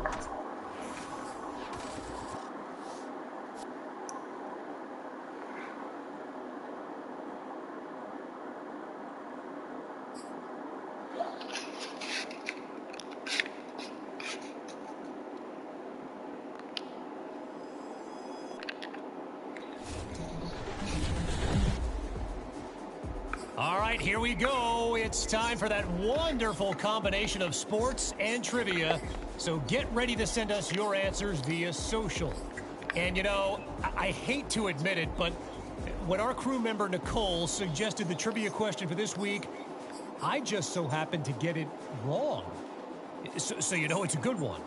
Anyway, the question is, who held the record for most receiving yards by a tight end in a single season before Travis Kelce broke it last year? And while you start sending in your answers, I'll tell you who I thought it was. I thought it was Tony Gonzalez. Yeah, good guess, right? But it's not the Hall of Famer. So again, who held the single season record for most receiving yards by a tight end before Travis Kelce? And as I look through right now, some of these answers I'm seeing, you'd think they'd be right. Gronk, not it. Antonio Gates, also not it.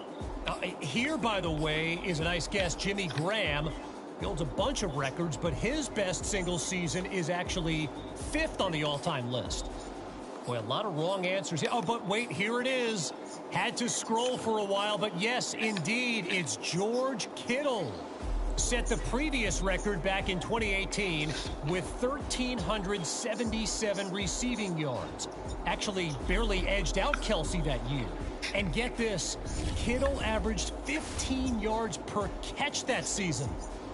Now, I don't know about you, but when I hear the name George Kittle, I can't help but think about National Tight Ends Day. Be sure to ask him about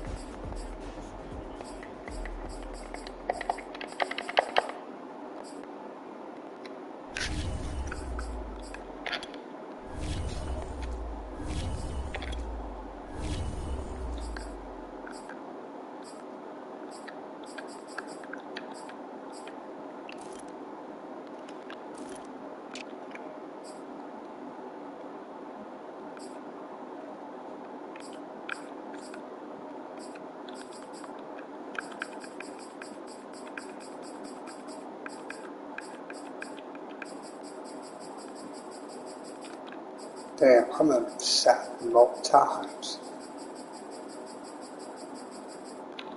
700 times. Shit.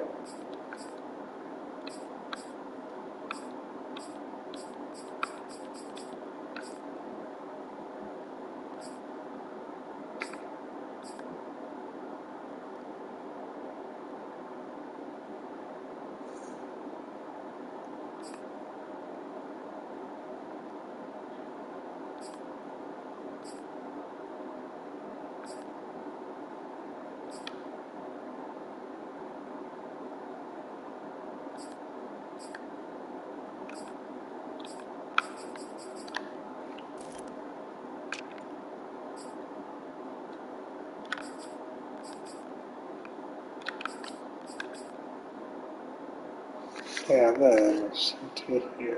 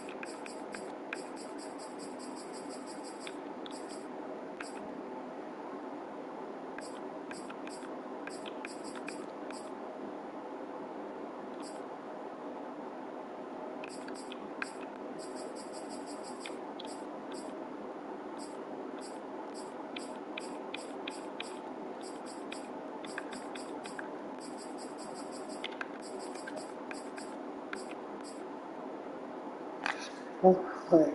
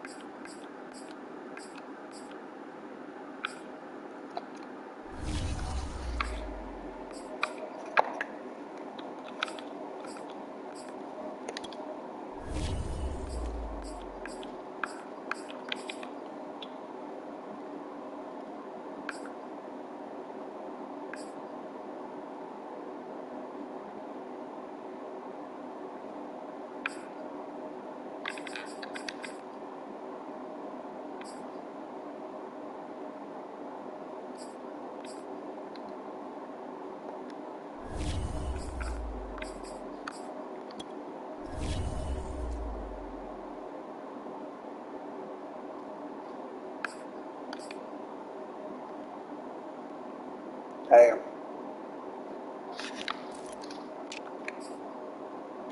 Oh, shit.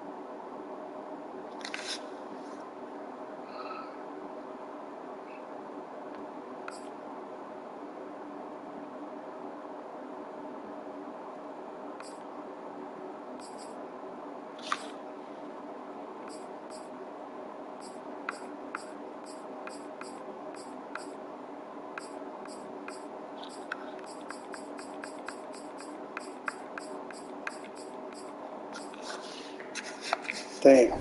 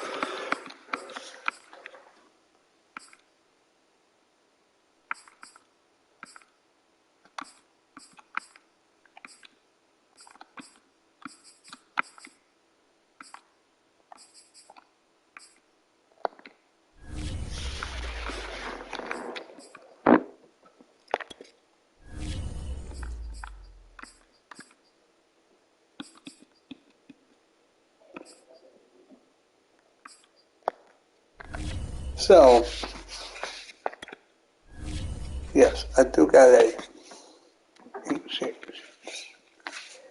7 beat me in championship. Sorry.